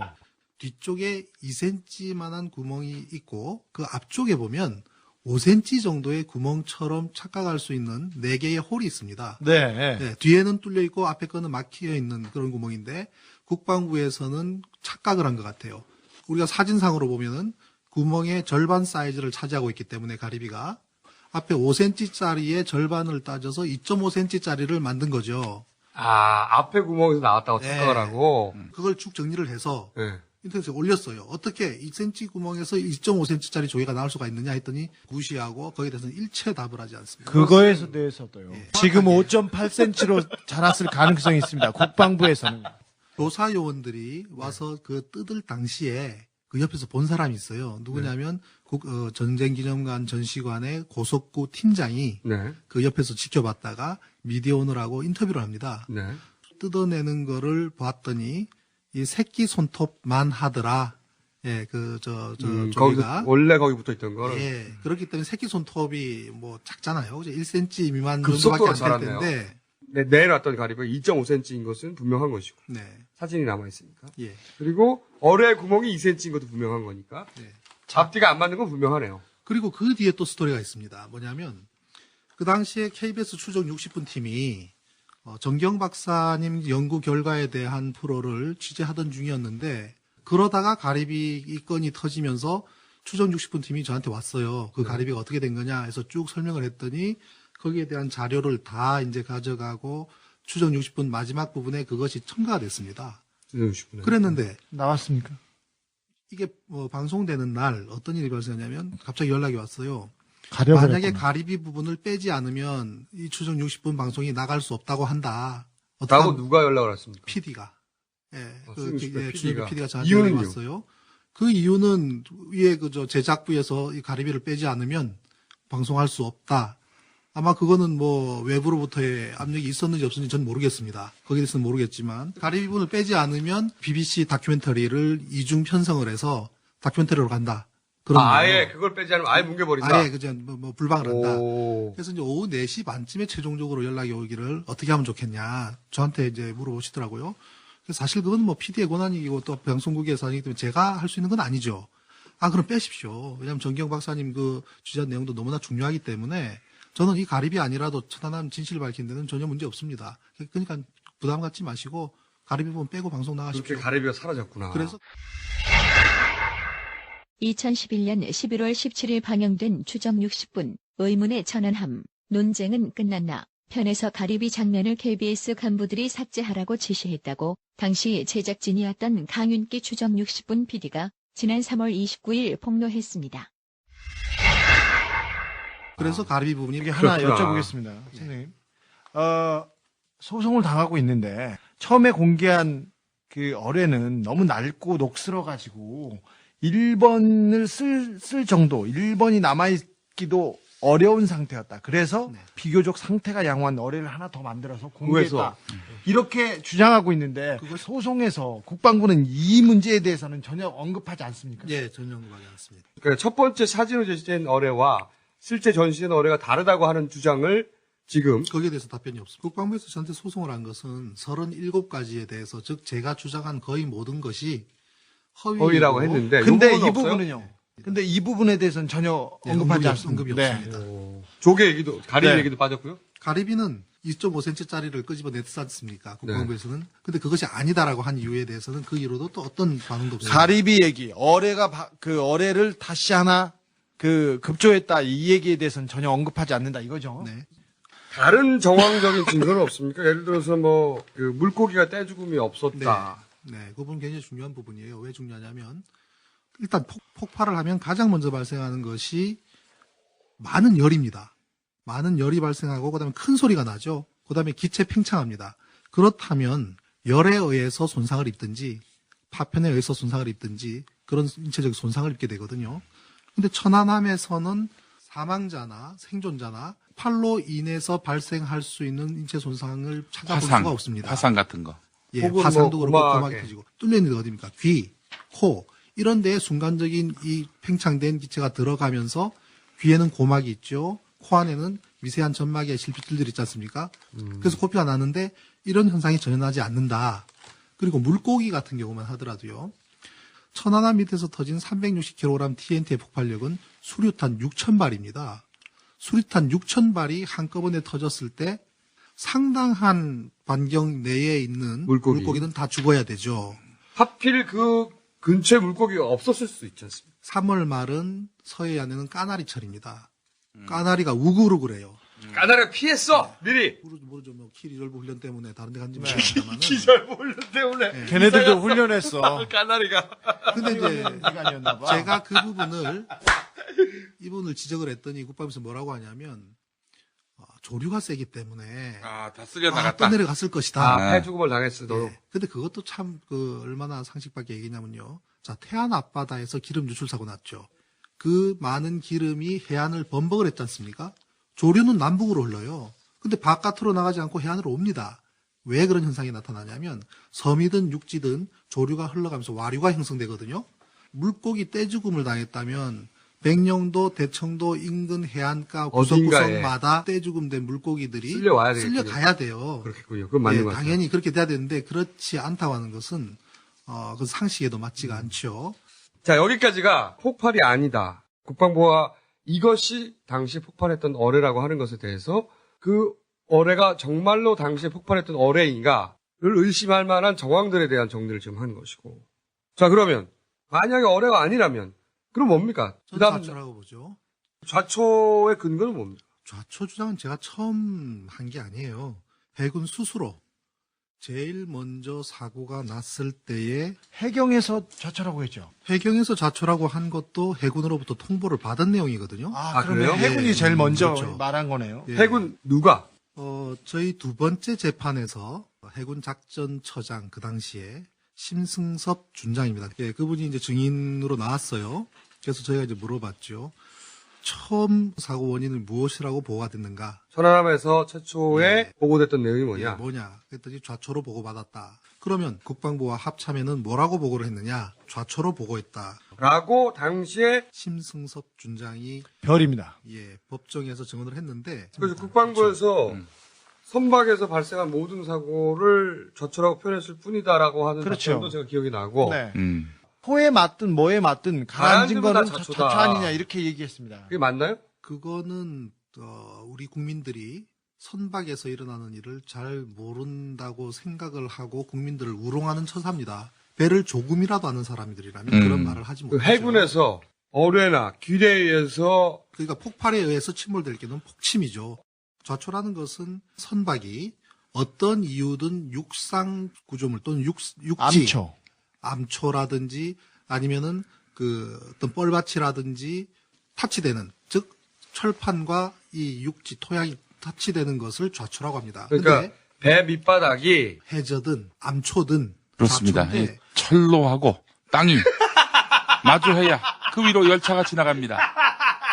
근데 이 열차가 이제 더 이상 지나지 않습니다. 그렇기 때문에 청춘선 그 자리를 이제는 사람이 다니는 절개. 인문학의 거리로 만들어야 한다. 얘 지금 계속 졸다가 땅과 닿아야 된다니까 갑자기 눈을 번쩍 뜨더니.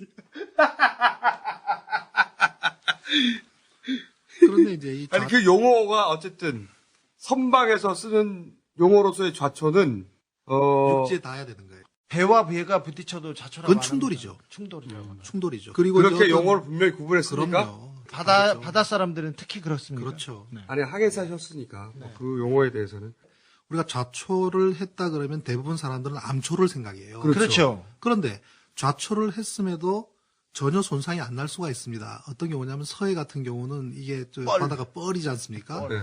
저도 이제 그 중2 때는 상륙선을 탔는데 중학교 2학년도 아닙니다.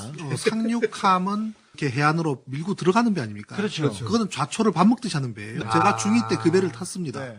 군에서 좌초라고 했고 그렇게 보고됐다. 근데 이 용어는 배 밑바닥이 육지에 닿았을 때 네. 그럴 때 쓰는 표현이다. 그렇습니다. 이것은 다른 경우에는 폭침이든 혹은 충돌이든 다른 용어가 있다. 그렇죠. 이것을 배를 타는 사람들이 해군이 섞어 쓰지 않는다.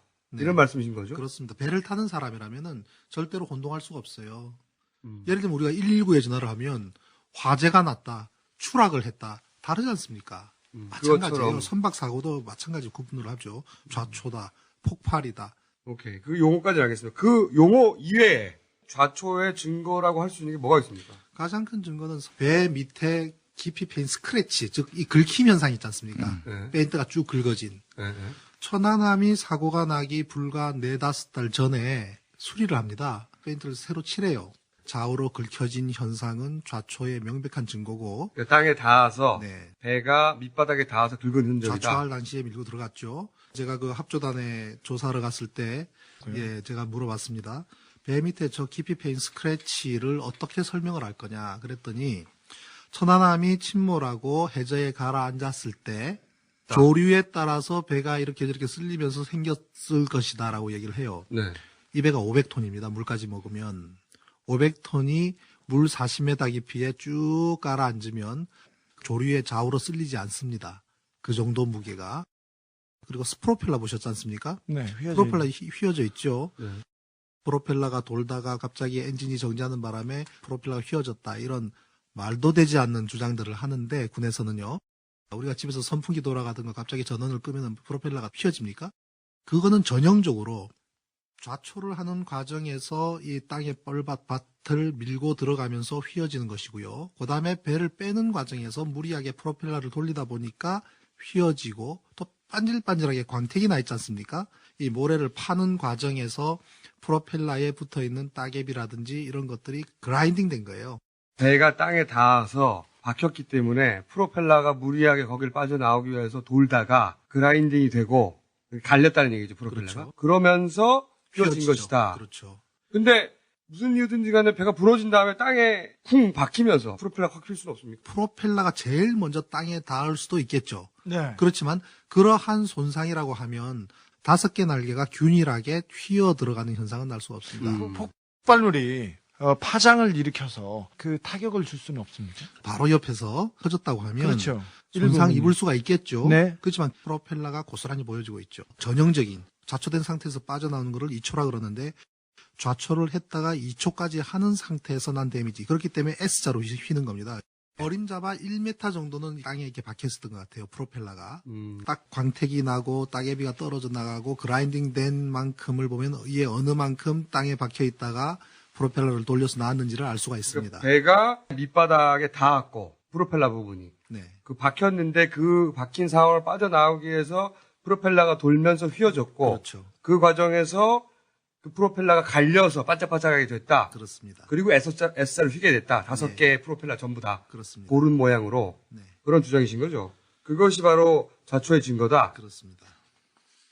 또 좌초의 증거가 나왔지 않습니까? 그게 뭐냐면 해군 작전 상황도예요. 근데 해군에서 작성한 거거든요. 사고가 나고 해군 작전 상황도에 보면 최초 좌초라는 단어가 들어 있습니다. 그래서 해군 제가 작전 그거를 상황도에? 봐라, 당신들이 만든 해군 작전 상황도에 최초 좌초라고 써놨지 않느냐, 별표까지 해놓고. 그래서 내가 그걸 공개를 했더니 국내에서는 뭐라 그러냐면, 그거는 이 작전 지도는 해군에서 작성한 것이 맞다. 그러나 그 글을 쓴 것은 희생자 가족이 지도를 뺏어가서 낙서를 한 거라는 겁니다. 그랬는데 거기에 대해서는 또 다른 증언이 나옵니다. 뭐냐면 2010년 5월 5일 날 KBS 추적 60분 프로그램에 희생자 대표분이 박영준 씨인데 그분이 이제 PD와 함께 대화를 합니다. 이 작전 지도로 가지고 설명한 것이 맞느냐? 맞다. 저 작전 지도를 가지고 우리한테 설명을 했다고 했고요.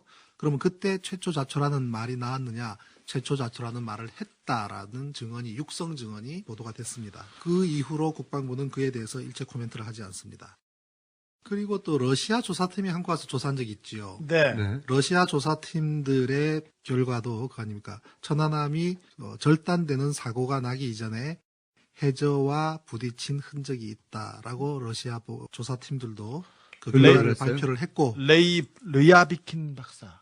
러시아 보고서의 결론도 좌초의 흔적이 있다. 자초의 흔적이 있다. 해난 구조 및 인양 전문가 이종인 알파 잠수기술공사 대표에게 좌초에 관한 의견을 물었습니다. 이제 한미가 올라올 때, 이 사무실에 여기 앉아서 한미가 올라올 때, 그때 이제 인천일보 기자들이 둘이 와서 이제 뭐, 구조 전문가로 알려져 있으니까 와서 뭐, 이 인양 과정에 어떤 문제가 있나 없나 뭐 이래서 이제 취재처 왔다가 그 장면을 같이 봤어요. 올라오는 장면을. 보니까, 배가 올라오는데 보니까 이거 너덜너덜 올라오는 게 주름이 옆에 잡혀 있고 스크래치가 있고 등등. 여태까지 내가 배를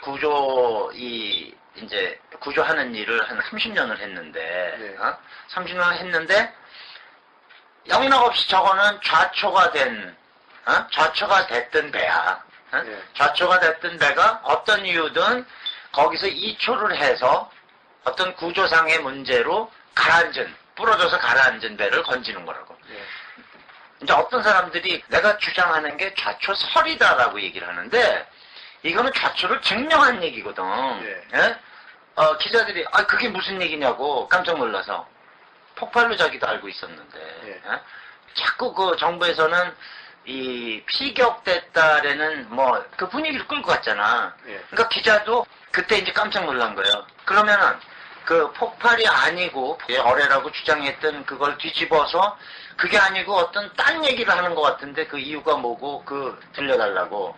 그랬을 때, 그 배가 올라오기 전에 시신이 몇 구가 올라왔어요. 올라왔을 때도 완전히 어떤 몸 상태가 찢겨져 있거나 이런 어떤 폭발에 의한 그런 시신이 전혀 아니었다는 거지.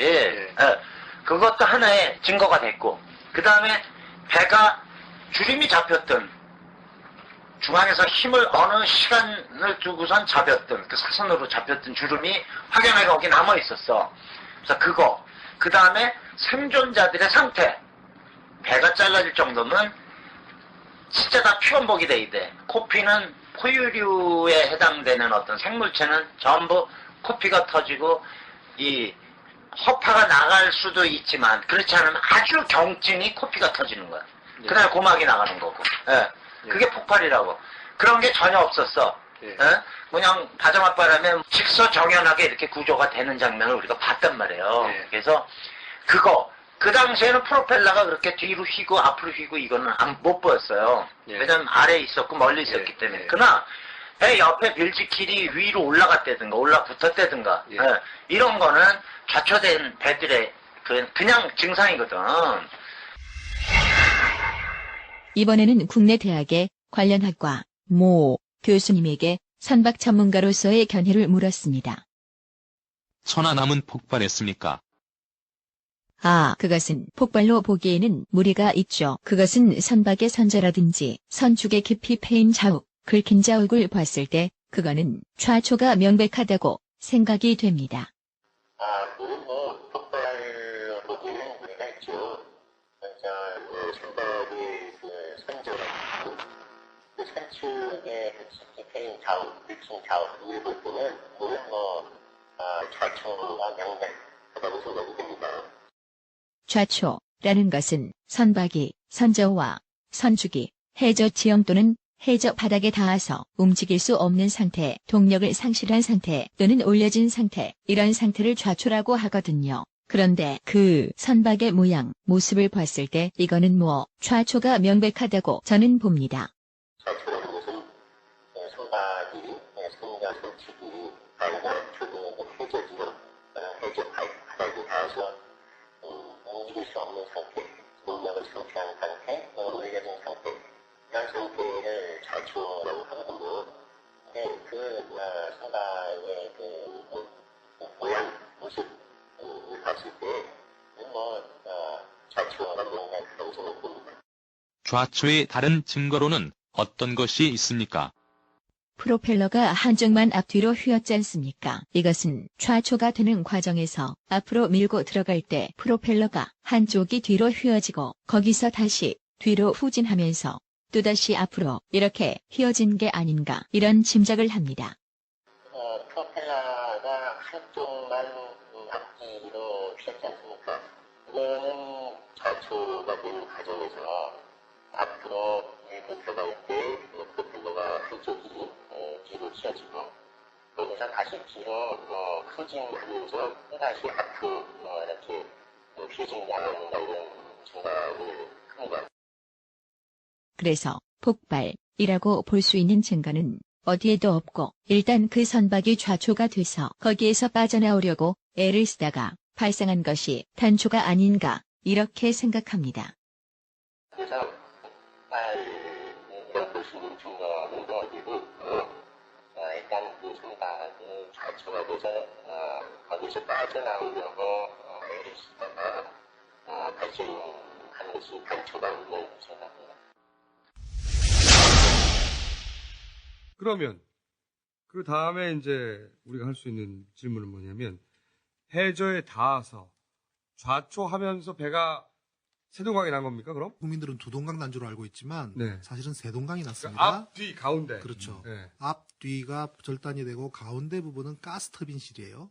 사실 이 중간에 있는 가스터빈이 굉장히 중요한 부분입니다. 왜 중요하냐면 그 가스터빈이 떨어져 나간 부위가 바로 국방부에서 말하는 폭발이 존재했다는 부분이거든요. 네. 그러면 그것이 어떤 손상을 입었는지는 이 사고의 원인을 규명하는데 굉장히 중요한 물체를 그렇죠. 말해요. 가운데 부분. 그런데 말하자면. 가스터빈의 존재를 국방부는 밝히지 않았습니다. 2010년 5월 20일 날 최종 발표를 할 때도 가스터빈의 존재를 공개하지 않아요.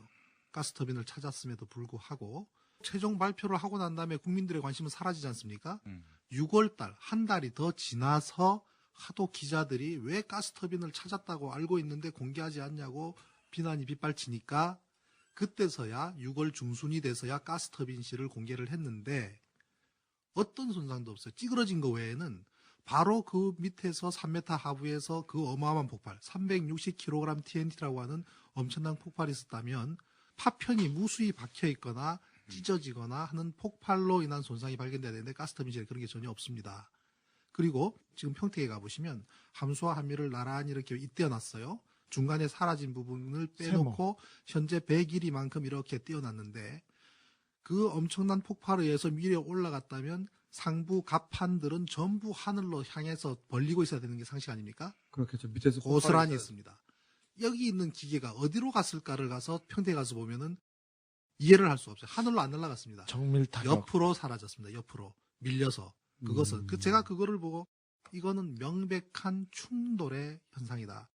만약에 어뢰가 터져서 밑에서부터 폭발이 됐다면 치고 올라가서 하늘로 갑판을 올라가죠. 뚫고 그렇죠. 그 갑판들이 전부 다 하늘을 향해서 휘어져야 그렇죠. 되는데 휘어지고 날아갔어야죠. 그런데 3분은 온전하고 옆으로 없어졌다. 그렇죠. 금실된 부분이 옆으로 없어졌다. 옆으로 터져버린 거죠. 세모골로. 옆으로 밀려버린 거죠. 세모골로 밀렸습니다. 세모골이. 세모폭탄인가?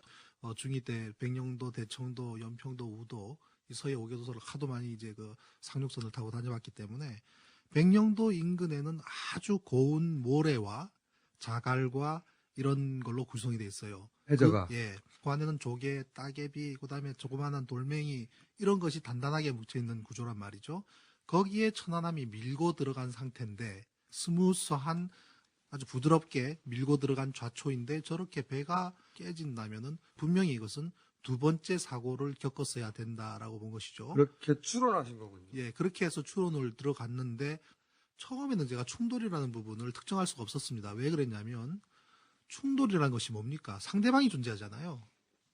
무언가 그렇죠. 상대방이 존재하는데 우리 정부와 군이 상대방에 대해서 언급을 하지 않을 거라는 상상을 할 수 없었기 때문에 근데 그 이후로 폭발도 없다.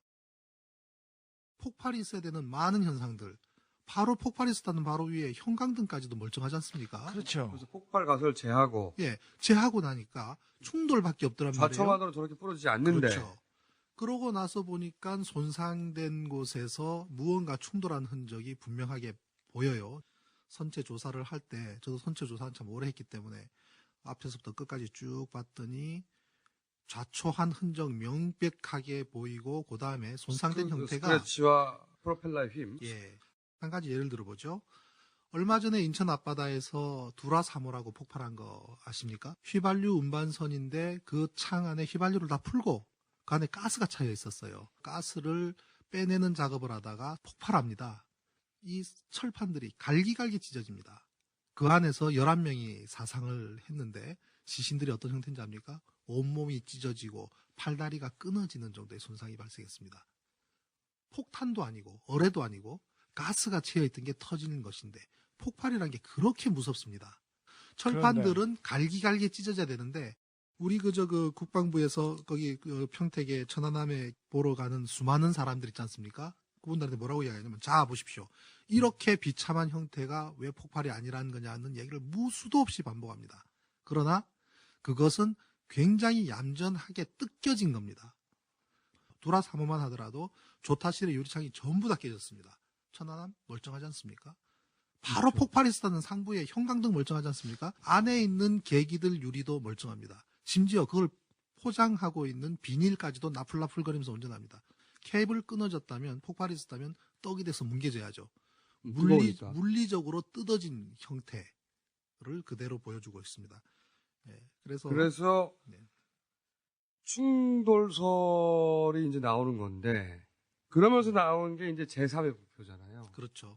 그러니까 이 제3의 부표가 핵심적인 이야기라고 오늘 저는 보는데 배 앞부분 그리고 배 뒷부분 함수 한미를 표시하던 부표 말고 또 하나의 부표가 있었다고 하는 그 사건 보도가 있었어요 당시에. 네. 제3의 부표에서 그렇죠. 한주호 준이가 그 돌아가셨죠. 숨진 곳. 네. 그러니까 그게 KBS 9시 뉴스 사건 초기의 보도 중에 한주호 준이가 다른 곳에서 숨졌다고 하면서 KBS가 제3의 부표를 처음으로 보도하죠. 그렇죠.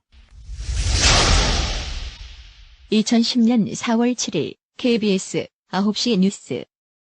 그런데 고 한주호 준이가 이 당초 군 당국이 발표한 것과 다른 제3의 지점에서 숨졌다는 증언이 새롭게 나왔습니다.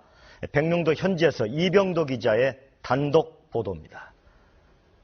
천안함에 한미가 침몰한 지점에 대형 크레인이 떠 있고 그로부터 남동쪽 6.4km 떨어진 함수 침몰 지점엔 소형 크레인이 작업을 하고 있습니다. 여기가 어디라고요? 다른 데는요? 바로 이곳 함수 부근에서 고 한주호 준이가 수색 작업을 하다 의식을 잃었다고 군 당국은 발표했습니다. 함수 부근에서 나가서 의식을 잃고 나와가지고 그 크레인이 가서 를 버리고 있는 그 지점 말씀하신 거죠? 예. 하지만 실제로 고 한주호 준이는 이곳 함수가 아닌 다른 곳에서 수색 작업을 하다 의식을 잃었다는 증언이 나왔습니다. 함수로부터 북서쪽 해상, 용트림 바위 바로 앞으로 빨간색 부표가 설치된 곳입니다. 백령도와 대청도 사이의 함수로부터 1.8, 한미로부터 6km 떨어진 곳. 함수도 한미도 아닌 제3의 부표에서 고 한주호 준이가 숨졌다는 겁니다. 추모제 지냈던 그 바로 앞에 있던 거기 그 지점인가요? 그 부표, 빨간 부표가 여기 그 지점이었거든요. 여기 그 지점이었거든요. 부표가 용트림 바위 바로 앞에 있는 그 부표 말씀하시는 거예요? 그렇죠. 실제로 UDT 동지회는 고 한준이 추모제를 이곳에서 지내기도 했습니다. 부표 설치한 곳을 바라보며 수도사를 낭독하겠습니다.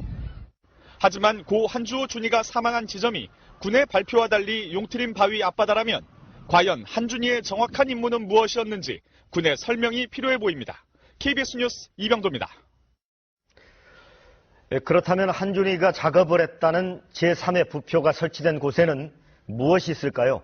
이 베일에 쌓인 현장에서 군이 특이한 작업을 벌이고 있어 궁금증이 증폭되고 있습니다. 이어서 최영윤 기자입니다. 백령도 용트림 앞바다, 이곳에도 부표가 설치되어 있습니다.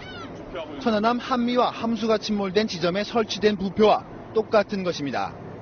도대체 왜 이곳에 부표가 떠 있을까? 국방부는 천안함에서 떨어져 나온 파편에 부표를 설치했을 수 있다고 설명했습니다. 그런 조각들.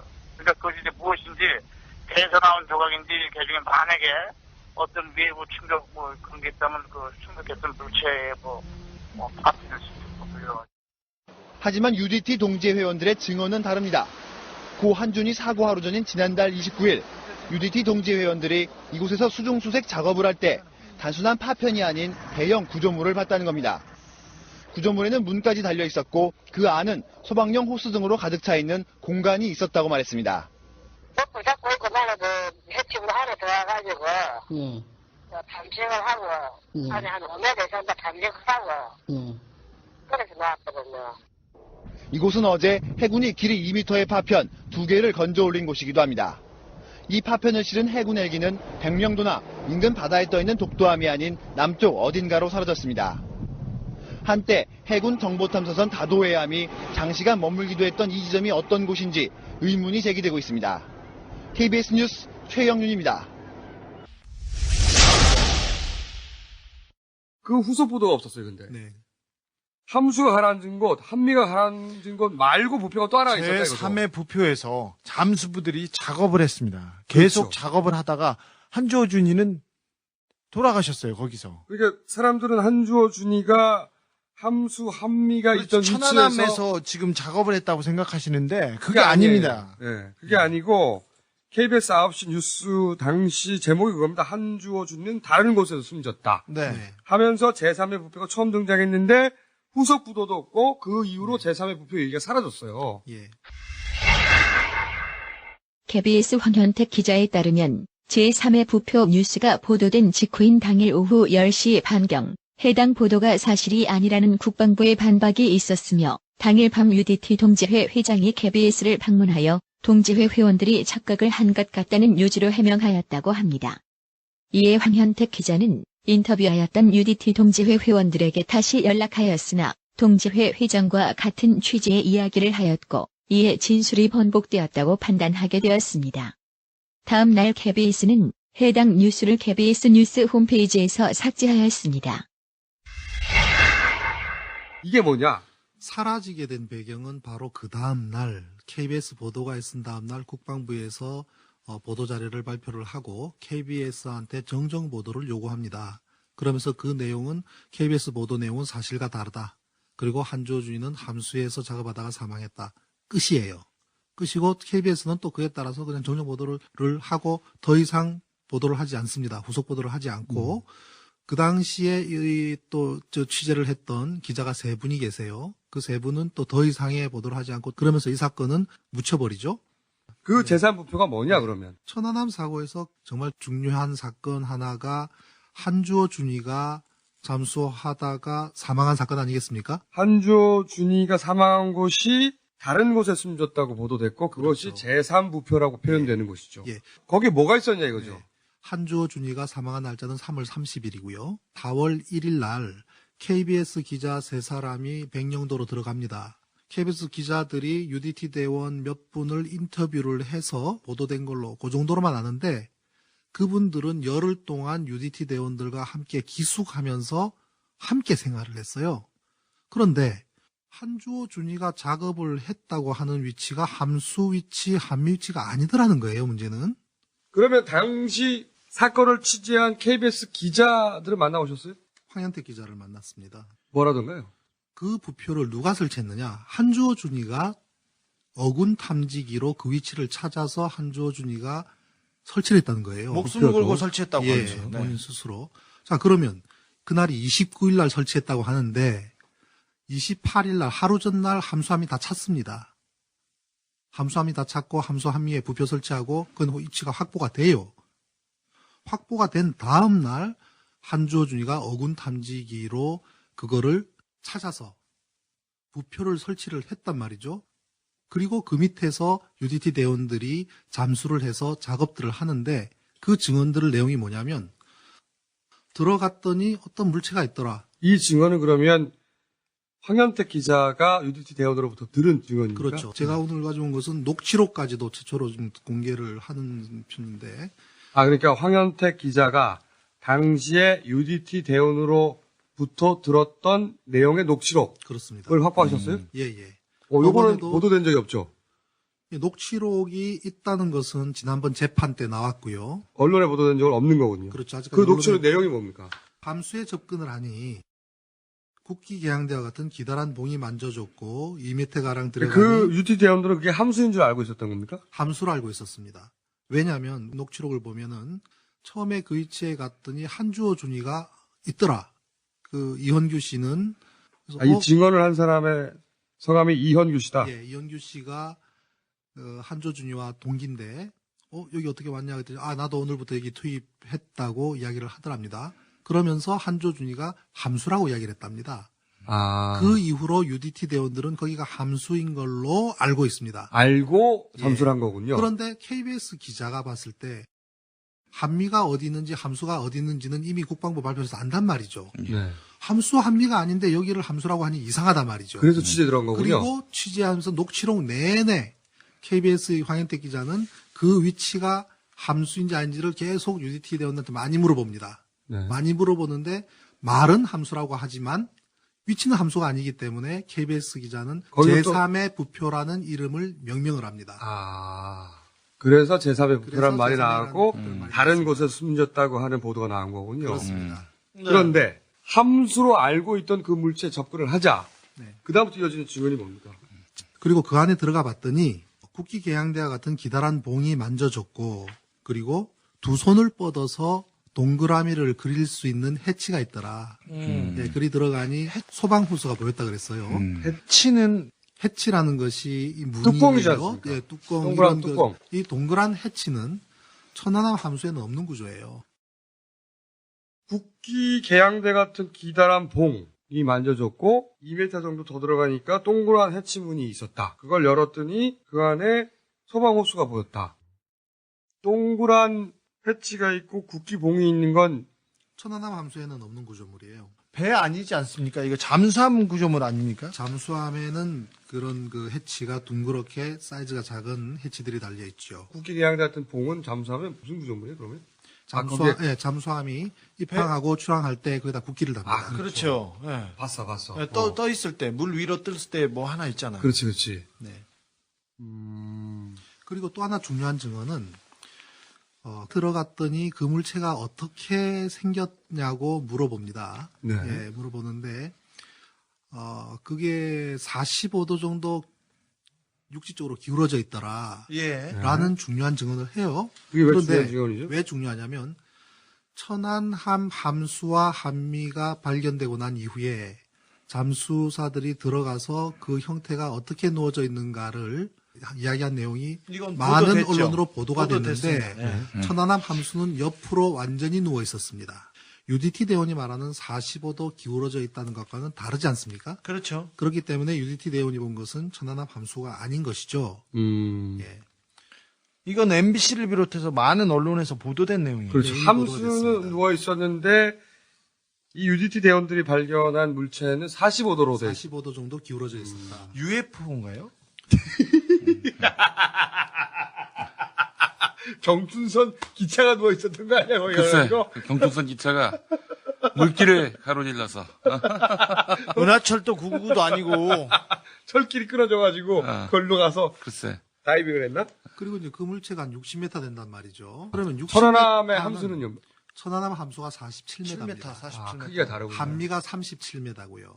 예, 그렇기 때문에 함수하고도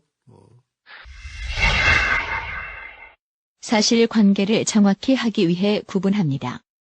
해치의 존재와 물체가 45도 각도로 누워 있었다는 내용은 황현택 기자의 녹취록에 기록되어 있으며 해치의 모양이 손을 쭉 뻗어 동그라미를 만들 정도의 구멍이라는 증언은 UDT 동지회 회원 이현규 씨가 2010년 3월 31일 중앙일보와의 인터뷰에서 밝힌 내용입니다. 소방호스의 존재는 2010년 4월 7일 KBS 9시 뉴스에서 UDT 동지회 회원이 인터뷰를 통해 밝힌 내용이며 국개봉의 존재는 2010년 3월 30일 노컷뉴스와 UDT 동지회 회원 이현규, 김진호 씨의 인터뷰에서 밝힌 내용입니다. 크기가 60여 미터 정도였다는 것은 KBS 황현택 기자가 제3부표 뉴스 관련한 제9차 방송심의위원회 정기회의에 출석해 발언한 회의록에서 남아있습니다. 다만 물체의 크기가 60m였다는 회의록의 내용은 최근 황현택 기자에게 확인한 결과 황현택 기자 본인이 함수의 길이를 착각해 발언한 것이라고 기억하고 있습니다. 현재로서는 물체가 60m였다고 확인할 수 있는 다른 객관적 기록은 남아있지 않습니다. 물체의 크기에 관한 현재 확인 가능한 유일한 기록은 KBS 제3회 부표 뉴스에서 등장하는 대형 구조물이라는 표현입니다. 60m 길이면 어느 급입니까? 만약에 그것이 잠수함이라면 무슨 급입니까 이게? 보통 돌핀급이라 그래요. 그 네. 돌핀급 배가 어떤 배냐면 잠수함이 어떤 잠수함이냐면 독일에서 만듭니다. 독일에서 만들었는데 그 돌핀급 잠수함을 쓰는 나라가 한국, 이스라엘, 터키, 남아프리카 공화국 그 정도로 되는데 대략 길이가 미국은 아닌가요? 57m 정도 되는 거로 그렇게 알고 있습니다. 미국은 아닙니까? 미국에는 워낙 키 리졸브 훈련에 워낙 미군이 참가하고 있었지 않습니까? 했는데 키 리졸브 훈련에 참가한 미국의 잠수함은 굉장히 큰 배입니다. 거기에 비하면은. 예, 근데 길이가 100m가 넘어가는. 비밀내에 와서 훈련하는 그런 배가 있지 않을까요? 그래서 저희도 이제 깜짝 놀랐죠. 왜냐하면 미국 잠수함이라면 굉장히 큰데 만약에 한국의 잠수함이랄 것 같으면은 거기도 사고가 난 거 아니겠습니까? 그렇죠. 그럼 그것도 어마어마한 사건이란 말이죠. 그럼 도대체 뭐냐? 그걸 숨길 수는 없죠. 이게 예. 뭡니까 그럼? 그래서 이제 그것에 도대체 대해서 뭐야? 여러 가지 한 가지 더. 정보도 그 가라앉은 것이 잠수함이 아니라 오래된 난파선이다. 아니 해치를 열고 들어가서 소방 호스가 있었으니까 오래된 난파선은 아니죠. 오래선 난파선 얘기가 나오기도 하는데 네. 침몰선, 침선 얘기가 나온 것은 무엇 때문에 나오냐면 이종인 대표가 알파 잠수, 이종인 대표가 천안 사고가 난 이후에 민주당 최문순 의원과 함께 다시 사고 백령도에 들어가죠. 해역으로 가서 조사를 하던 중에 침선을 발견하게 됩니다. 네. 그게 이제 그 대략 한 5, 60년 전쯤 된 그런 침선이라 그래요. 낡은 정도가. 근데 길이가 75m, 폭이 15m, 높이가 10m. 그 침선과 다른 것이다. 그것도 다르지만 위치 자체가 달라요. 침선이 발견된 곳이 천안함 한미가 사고 난 지점에서 반경 200m 거리 내에 있다 그래요. 네. 가까운 거리에 있어요. 제3의 부표와 천안함 한미의 거리는 거의 4.7km나 떨어져 있습니다. 저기 그 백령도에서 바라보면 북녘의 바다 앞에 인당수가 있습니다. 심청이가 공양미 300석에 팔려 나와서 배를 타고 나와서 그때 배로 추정할 수 있습니다. 제3의 부표. 야, 차라리 경춘선, 은하철도 아니요. 구구구 소리 났다. 아니 지금 정부가 주장하는 이론보다는 이 인당수 심청이 배 이 가능성이 좀 높아요. 그러면 국방부에서는 그것이 함수가 침몰한 위치라고 주장을 하는 거죠. 지금도. 아니요, 그렇진 않습니다. 제3의 부표가 존재한다는 것도 인정을 하고. 제3의 부표까지 인정합니까? 그다음에 그 위치가 함수와 다르다는 것까지도 인정을 합니다. 거기서 다이빙 했다는 것도 인정하죠. 그런데 그걸 인정을 안 해요. 다이빙 했다는 걸 그걸 인정 안 하고 그 한주호 준이도 함수에서 들어갔고 함수에서 사망했다고 지금까지 고집을 합니다. 근데 UDT 대원들이 그때 같이 작업했던 대원들은 제3의 부표라고 하는데. 그렇죠. 이게 안 맞는 부분이 이거군요. 군에서는 제3의 부표가 있다는 것까지는 명백하니까 인정하는데 그리고 UDT 대원들은 거기가 함수인 줄 알고 잠수했고 그런데 함수는 다른 위치고 그렇죠. 그리고 UDT 대원이 알고 있는 것은 그 제3의 부표가 있는 곳에서 한주호 준이가 사망을 했는데 그 앞에서 제사를 지내요. 그래서. 그렇죠. 근데 군에서는 거기를 보고. 그게 아니라 한주호 준이는 함수에서 다이빙하다가 사망했다고 말하는 거군요. 그렇죠. 그렇게 매치가 안 되는 거군요, 지금. 네네. 그 상충되는 것을 집중 취재한 사람들이 황현택 기자와 그다음에 최영훈 기자와 이병도 기자. KBS. 대단한 기자들이에요. 저는 이 천안함 사건에 핵심 중에 핵심이네요. 천안함 사건을 통틀어서 가장 기자 정신이 뛰어난 취재가 제3의 부표 취재라고 생각을 합니다. 이 녹취록 내용을 보면 2중, 3중, 4중으로 체크하고 증언받고 그것도 한 사람 두 사람이 아니라 네. 몇 사람을 통해서 모든 증언을 받습니다. 아니, 근데 KBS 카메라로 제3의 부표를 너무 확실하게 다 찍었습니다. 네.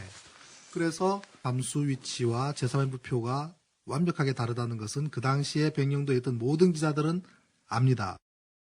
자, 그러면 국기 계양대 같이 생긴 기다란 봉이 있고 또 둥그렇게 생긴 해치가 달린 물체가 그 제3의 부표 아래에 있었다. 그리고 그 물체 인양과 혹은 작업과 관련해서 한주호 준이가 투입됐고 한주호 준이는 거기서 작업하다 사망했다. 거기에서 사망했습니다. 그러나 군에서는 한주호 준이는 거기가 아니라 함수에서 작업하다가 사망했다고 현재도 주장하고 있다. 근데 UDT 대원들은 분명히 제3의 부표에서 사망했다고 했고 제3의 부표는 군도 거기가 별도의 장소라는 건 인정하고 있다. 네. 여기까지 팩트. 네. 그러면 남는 문제는 국기 계양대 같이 생긴 봉이 달린 동그란 해치가 달린 물체가 뭐냐 도대체. 네. 그 물체가 천안함과 충돌한 후에 45도 각도로 제3의 부표가 있는 위치에서 침몰한 게 아니냐라고 추론하는 거죠, 지금. 물론 여기서부터는 우리가 증거가 없어요. 왜냐? 그 물체를 본 사람들이 이 UDT 대원들 외에는 없는데 네. 아무도 증언하지 않고 있고 네. 그리고 그 물체가 인양됐는지 어쨌는지 어떻게 처리됐는지 앞으로 풀어야 할 과제입니다. 이게 핵심이군요. 그러면 그 물체를 잠수함으로 추정하십니까? 저는 그 제3의 부표 밑에 가라앉아 있는 물체가 잠수함이라고 생각을 합니다. 잠수함부터는 가설이 되는 거죠. 자, 거기서부터 추론이 출발해서 여러 가지 시나리오가 등장할 수 있어요. 뭐 어느 나라 국적의 잠수함이냐부터 시작해가지고 다양한 시나리오들이 등장을 하는데 저희는 여기까지 하겠습니다. 여기까지는 적어도 당시에 투입된 UDT 동제 회원 그리고 그 사건을 취재했던 기자들을 통해서 정리된 부분이니까. 수고 많이 하셨고 가면은 경춘선 최선부지 그 문제와 관련한 흑막을 한번 파헤쳐봤으면 좋겠습니다. 그게 흑막이 어딨어. 제3의 부표 말고 제3의 기차표를 한번. 오늘 고생하셨습니다. 네, 고생하셨습니다. 네. 그럴 리가 없다. 그럴 리가 없다. 그럴 리가 없다. 그럴 리가 없다. 천안함 마무리를 하자면 이 선거를 앞두고 안보 이슈는 원래 언제나 한나라당이 반기는 네. 소재예요. 지금도 마찬가지입니다. 그렇죠. 나는 변한 게 없기 때문에 한나라당이라고 느껴져. 있어요. 비례대표 기호 20번. 상관없어. 난 한나라당이야. 내 머릿속에는. 줘! 같은 당이지 뭐. 그래서 사실은 현재 그 민주당도 그 얘기도 하고 싶어요. 한나라당, 새누리당 같은 당이죠. 이명박당, 박근혜당 같은 당입니다. 그렇지. 사실은 지금 계속 이명박을 지우고 있는데 우리가 다음 시간에 한번 그 사안을 다루려고 하는데 네. 우리가 이제 옆 배틀을 계속 예상했었고 실제 옆 배틀이 오가다가 어느 순간 갑자기 멈췄어. 정리됐습니다. 갑자기. 친2개 카카의 팔들이 카카와 그네 누나의 옆 배틀이 오가다가 어느 순간 뚝 멈췄어요. 네. 뚝 멈추면서 이명박근혜가 됐어. 도대체 그 둘의 그 엿 배틀을, 엿 셔틀을 멈추게 한 딜이 뭐냐? 네. 떨어져서 열심히 싸웠습니다. 공천을 두고. 그러다가 뭐 좌장끼리 모여서 뭘 분당을 하네, 뭐 당을 하나 만드네 말이 나오다가 갑자기 모든 얘기가 딱 끊어졌어. 정리가 됐어요. 자, 이 엿 셔틀을 멈추게 한 것이 무엇인가? 무엇이 이명박근혜가 되도록 하였는가? 그 얘기는 저희가 다음 시간에 예고합니다. 야당 간판 후보들 모셔가지고 네. 관훈 토론회 한번 합니다. 아, 다시. 그때 야당 간판 관훈 토론회 때 한번 다루도록. 그때 내가 진행자가 아니라 패널로 나오게 돼. 아니야, 자기야. 네가 무슨 간판이야? 그날은 와가지고. 핵심 이슈는 경춘선 대선부지. 자, 야당 간판 후보들 하게 될 것이고, 어쨌든 사실은 민주당, 진보당 모두 이 천안함 문제는 이주기임에도 불구하고 건들지 않으려고 한다. 그렇죠.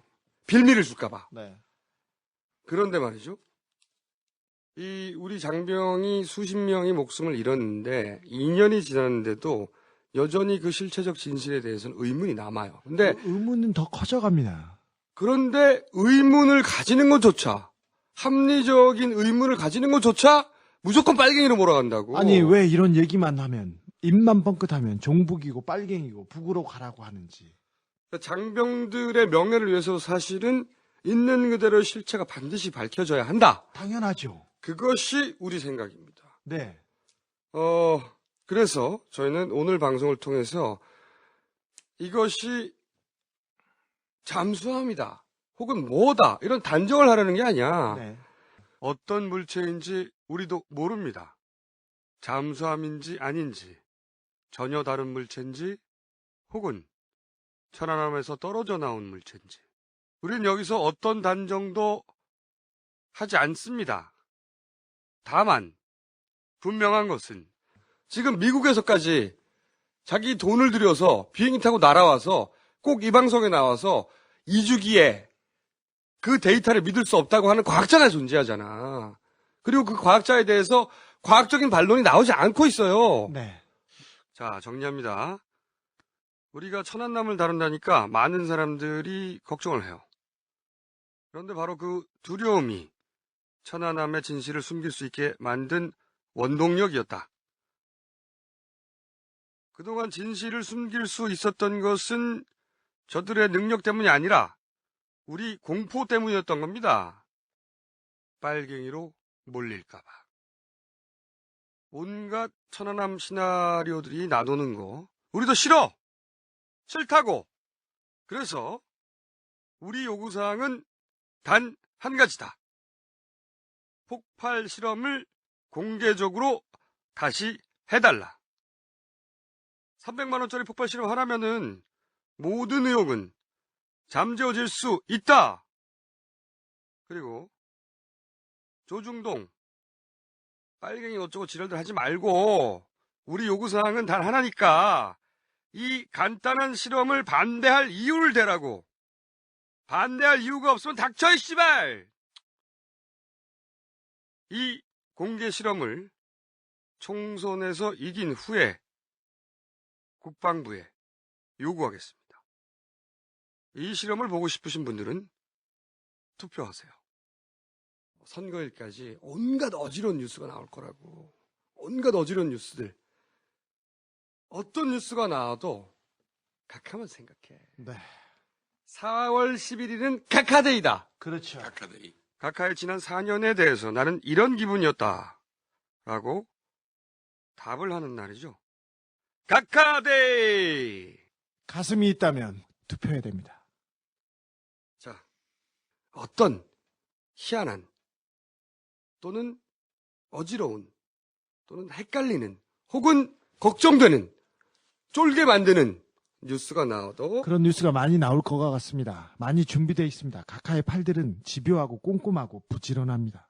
오로지 각하만 생각하고 4월 11일이 각하데이라는 것을 잊지 마시기 바라요. 그때까지는 아무도 쫄지 마!